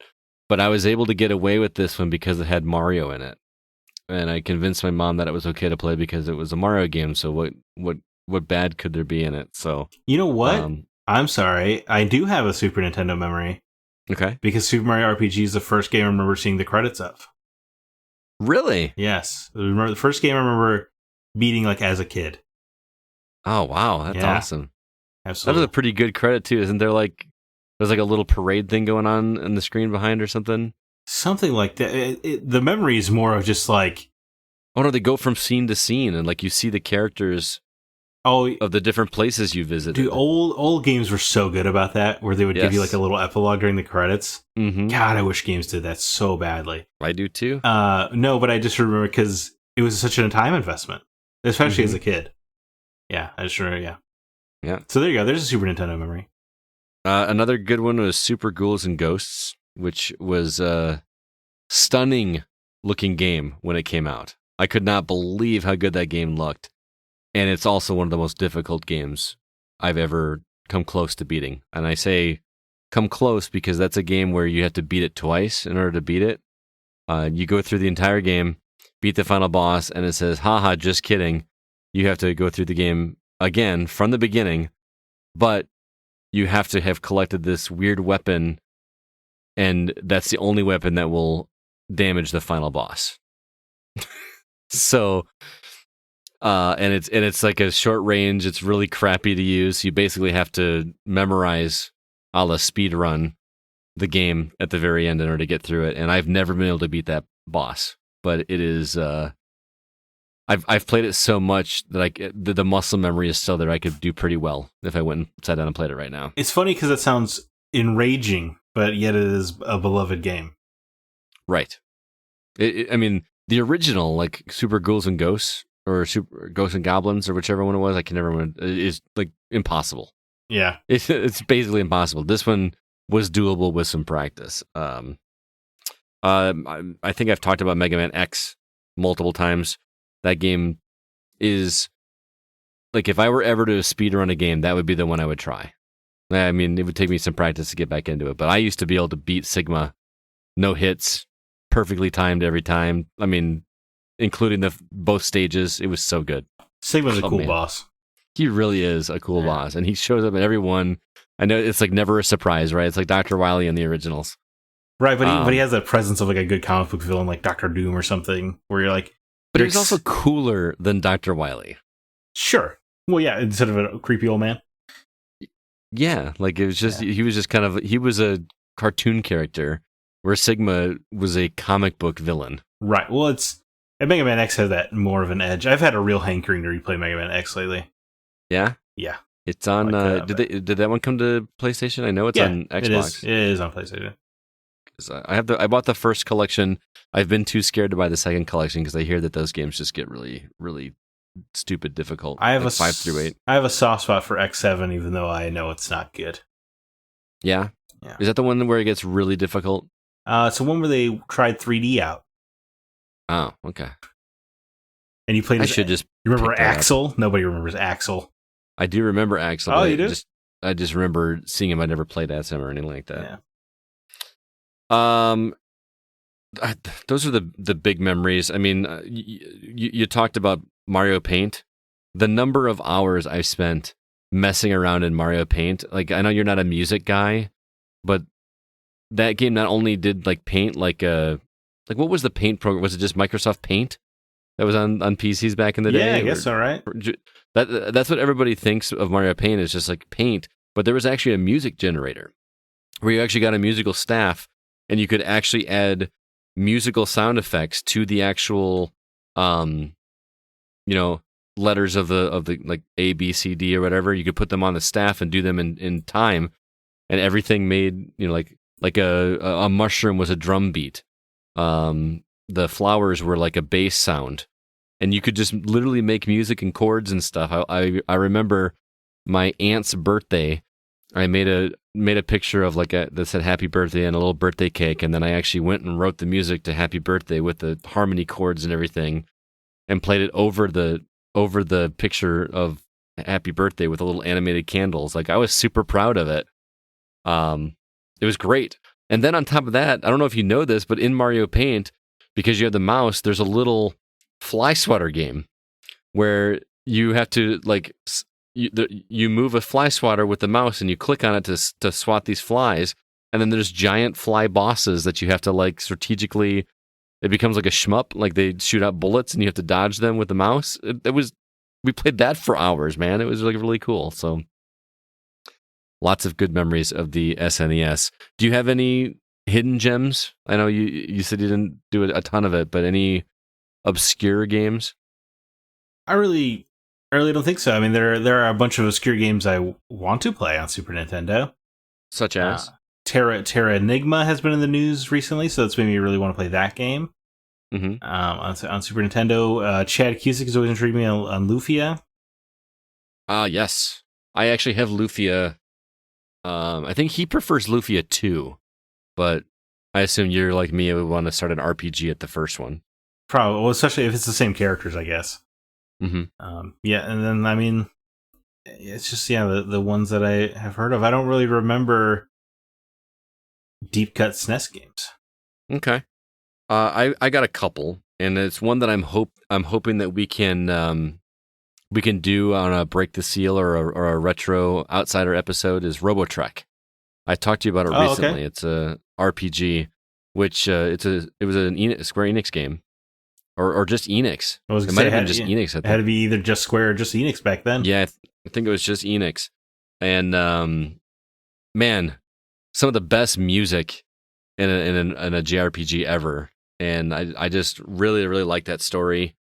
And literally the first JRPG I ever played. So I have a little bit of a soft spot for it in my heart. That was the first one I played. And I was like, this is what games can do. I can strategize and play with my brain instead of my thumbs. You know, like that was a really cool thing for me. Yeah, we need to play that one for sure. ActRaiser, that's another one that I always wanted to play. Yeah, someone actually mentioned that in our comments, which we'll get to. That was the one that incorporated 2D platforming, melee combat, and then like an overworld base building type game. It was like a god game and also a 2D platformer, yeah. Yep. Tetris Attack is a game I feel like doesn't get enough love. Okay. It is a fantastic puzzle game. It is fun. Love that game. Boy, there's so many, man. There's just so many games. I'm trying to go through my list and see which other ones I missed here. I feel like the Super Nintendo was such a great place for JRPGs, and I missed out on so many of them. Yeah, I mean, it's Super Nintendo and PS1 are definitely when JRPGs got experimental. Yep. Yeah. Which speaks directly to my soul. Oh yeah, like we could do an entire podcast. Yes. Just on, I don't mean an episode. We could just start a whole other podcast called Super Nintendo or 16 and 32-bit era JRPGs. I would love nothing more than to have an excuse to play PS1 JRPGs all the time. Yeah. Have you played through Earthbound? Like, have you finished it? I have not. No, I've started it like 3 or 4 times. Is it on SNES Online? Or is it not? No, that's like the one that people have been clamoring for so long. Like it's I've tried to play it through emulation, and every time I kind of feel dirty. Yeah, and which is lame because Nintendo's not giving me a way to buy it, so I shouldn't. Right. But there's something about a game that classic not experiencing it on proper hardware that just feels wrong to me. Yep. I know Nate, our producer, would yell at me if I didn't at least mention the Jurassic Park game on Super Nintendo. Is that as well? Is it like violently difficult, or am I misremembering this? I don't remember that. I remember the one on regular Nintendo being violently difficult, but I don't remember that one being too bad. I just remember collecting eggs. That's probably what I'm confused about. Yeah. And also Zombies Ate My Neighbors. Oh, Nate loves Zombies Ate My Neighbors, which is coming to Switch, along with the other one that the name is escaping me. Boy.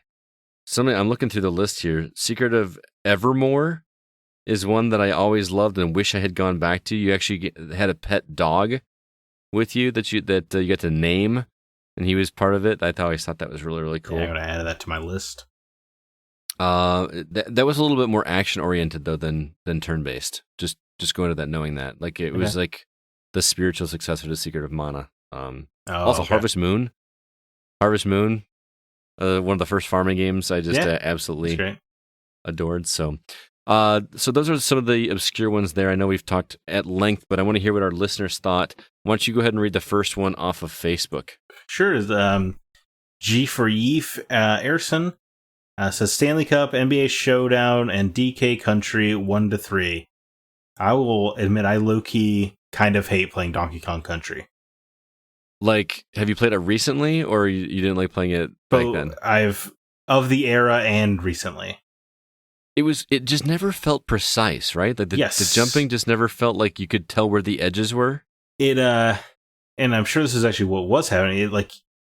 The computer generated Donkey Kong just never really felt like he was present in the world the way Mario did. Right. Yeah. So it seemed like they came with the graphics first and tried to fit it into a game.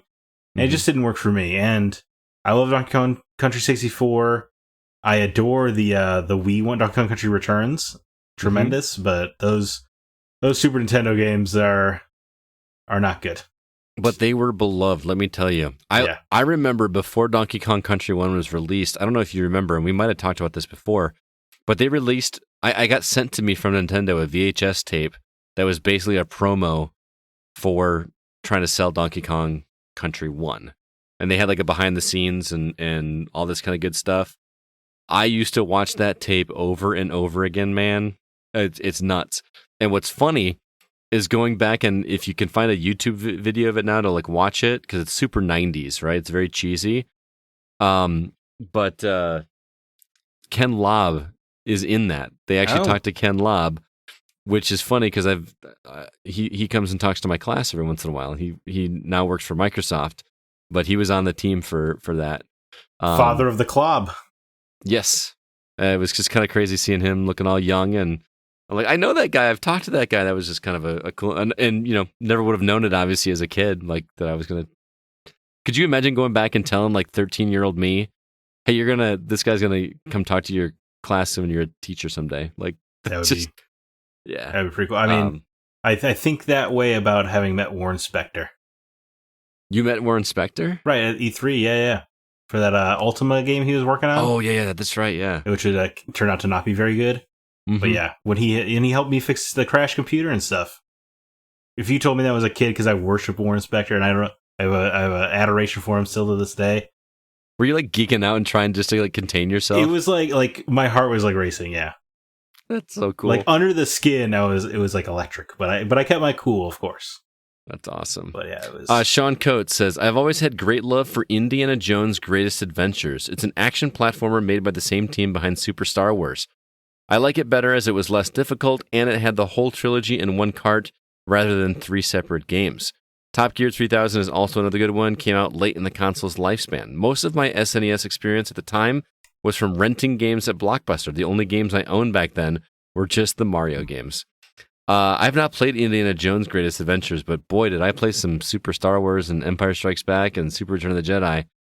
You want to talk about some hard games, although they got a little bit easier as they went with each of them. Yeah, Super Star Wars is mean to the point of not being fun. Yeah. But Sean, I didn't know that Indiana Jones' Greatest Adventures existed, and I thank you for allowing me to know it did. I didn't know it existed either. So, I'm going to kind of have to go track that down now. Because, as much as I love Star Wars, Indiana Jones just makes for such great video games that I gotta play it. How about an Indiana Jones themed Patreon episode where we played that and we played some of the point and click adventure games, and we could play Infernal Machine or oh man, and the Emperor's Tomb on Xbox is a really great game. Fate of Atlantis is in there. Oh, that's right? a good one. That's a great one. Yeah. Indiana Jones got a pretty good gaming track record. And we're getting another one soon. Right. That's true. Microsoft exclusive? Is it? Indeterminate. Indeterminate. Okay. Yeah, indeterminate. All right, you were up. Jeremy Coy says Breath of Fire 2 is one of my favorites. It had a base building similar to the Suikoden series, and I just love that. I've never played a Breath of Fire game. I started Breath of Fire 1 and really liked it, and I just stopped because I was distracted. It's so easy to get distracted, man. Yeah. I didn't realize it had base building stuff. That's kind of cool. Yeah, I didn't either. I also have never played a Suikoden. Shame on me. Tim Howland says Top Gear 2 and Lost Vikings. I played the mess out of both of those games. Lost Vikings, wasn't that a Blizzard game? It was. Man, I love that game when that came out. I just thought that was, back when you're a kid and games that make you feel smart. Sure. That are good. That was awesome. I did play some Top Gear 2 as well too. I remember the cover of that one. I can picture it in my head right now. Paul Hines said Pilot Wings, which is enough said. Yeah, which is a fun game. Did you ever get to the helicopter portions of Pilot Wings? Or did you ever play Pilot Wings even? I played Pilot Wings. I have no recollection of a helicopter. It's one of the modes that you unlock later on. It's like a third person, almost top down view, and it's very difficult. But after you go through all the training, your boss or your trainer or whatever says, we got to send you on this secret mission. This is actually happening. This is real war going on. and you go on this mission and you're actually dropping real bombs on targets and avoiding this and that. And if you do well enough, you go back and your trainer is overjoyed with your performance that he's breaking down in tears. And that has stuck in my brain for some reason from the original Pilot Wings. Like I remember I was homesick from school one day, and I this is a weird thing to remember, but I remember I was so sick. I was eating those like Hall's cough drops, the cherry ones. You know, like that. Like I must have eaten like an entire bag of them, and I had that taste in my mouth all day while I was playing Pilot Wings, and that made me feel better. It's weird how you remember things like that. I didn't even think about it till just now. I have such a strong memory of being sick and then playing GoldenEye while I was sick. My mom being utterly convinced that meant that I was not sick. Oh yeah, and I'm pretty sure, dude, it's pretty easy to play video games when you have a cold, man. Yeah, I don't understand this. That's being so mad because I wasn't lying and I was being accused of lying, and I hate that. I hear you. You're up. Well, I'm not, but I'm going to take it anyway. Fierus said Terranigma. Only through emulation did I find this gem. It never came to the States. Fantastic RPG. And I don't know if it was where I lived or just me or what, but I didn't hear much about ActRaiser, and that game was awesome. That and an Ogre Battle, also Equinox. This was an Enix title before the Squaresoft merger. I hated it. It was a pain in the ass, and I beat it because I thought it was the toughest thing I had played to date. It was no RPG or strategy outlet for me. It was really tough puzzler dungeon hybrid thing, and while the concept was sort of there, the pilot was cauliflower. The control was simply too touchy and unforgivingly specific. See, man, Terranigma. What is this again? What is up with this game? I'm gonna have to track that one down as well too. Apparently, I gotta play Terranigma. That's the only answer. Yeah. I don't know how to pronounce this. He wrote instead of the, it's TEH. So Zaphical. That would be my guess. Breath of Fire 1 and 2, such an underrated series in my opinion. And as for non-US release, Bahamut Lagoon was such a great RPG. I don't know that game either. I know that it was huge, like fan endeavor to translate it. So you can play it in English, but yes, it's this obscure RPG. Breath of Fire is one of those that, like the first one, the box art just really stands out in my mind. It's one of the characters doing like a palm with his top fingers covered like this, like he's casting a spell and holding a sword in his other hand back like this. It just looked cool, you know? Yeah. It's one of those series where people find such love and adoration with it that I want to play it. Mm-hmm. But I know I never will. I know. We really should just knock out some JRPGs, man. I'm down. You first. Let's do it. RoboTrek. RoboTrek, okay. Stork from Twitter at Besotted Geekpod said ActRaiser.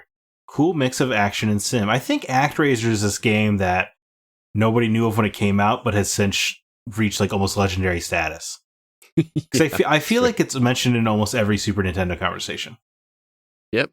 Yeah. It was pretty popular, man. It was one that was always not available to rent at my local video store, if that means anything. Well, it doesn't mean anything because Superman 64 was also always not available to rent at my video store. And then I finally got it and I was so excited, and I learned not to be excited about things ever again. Also from Twitter, Amens at Amens Ra said definitely Sunset Riders, and I pulled this one from my hidden gems because, man, Sunset Riders is one of my favorites. Dude, that game is so good. Yeah. I mean, I played it on arcade all the time. I'm talking so much money put into that machine, even after I beat it, just going back and playing it again was so much fun. And then I able to play it on console at home with a controller, and I had to put in quarters. Forget about it. Such a great, like Contra-esque clone that's just super silly and dumb and probably offensive to a lot of people nowadays. But man, was that a good time? Most things are. It was Konami, right? I don't remember. Oh. That sounds right. Well, yeah. Final one here. Just Filthy at Just Filthy Gaming says one of my favorites is Ghoul Patrol, which I've never heard of. That's either sequel or spiritual successor to Zombies Ate My Neighbors. Oh, okay. I believe they're in the same vein. Nate could probably confirm that, but that's the one that's being packaged with Zombies Ate My Neighbors on the Switch Okay. coming up here. It's like a twofer. So, well, dude, that was a lot of fun. Thank you for the history lesson. I seriously enjoyed doing that with you. Wow. I mean, I'm glad I could contribute to the conversation, considering it was not my era. Yeah, that's awesome. Well, one of these times we'll do one that is your era. Yeah. And then you can just lead the conversation. Next week, it is the first of the month, so we will be doing community questions. So be sure to stick around and look on the social media, Facebook, Twitter, and Discord. Send us your questions. The weirder, the better, as Zach likes to say, right? I do love the weird. Yeah. And it's always a lot of fun. So, but that's going to do it for this episode of The Gaming Outsider. Zach, any parting words for everybody before we get out of here? Just a quick one. I started rereading Death Note.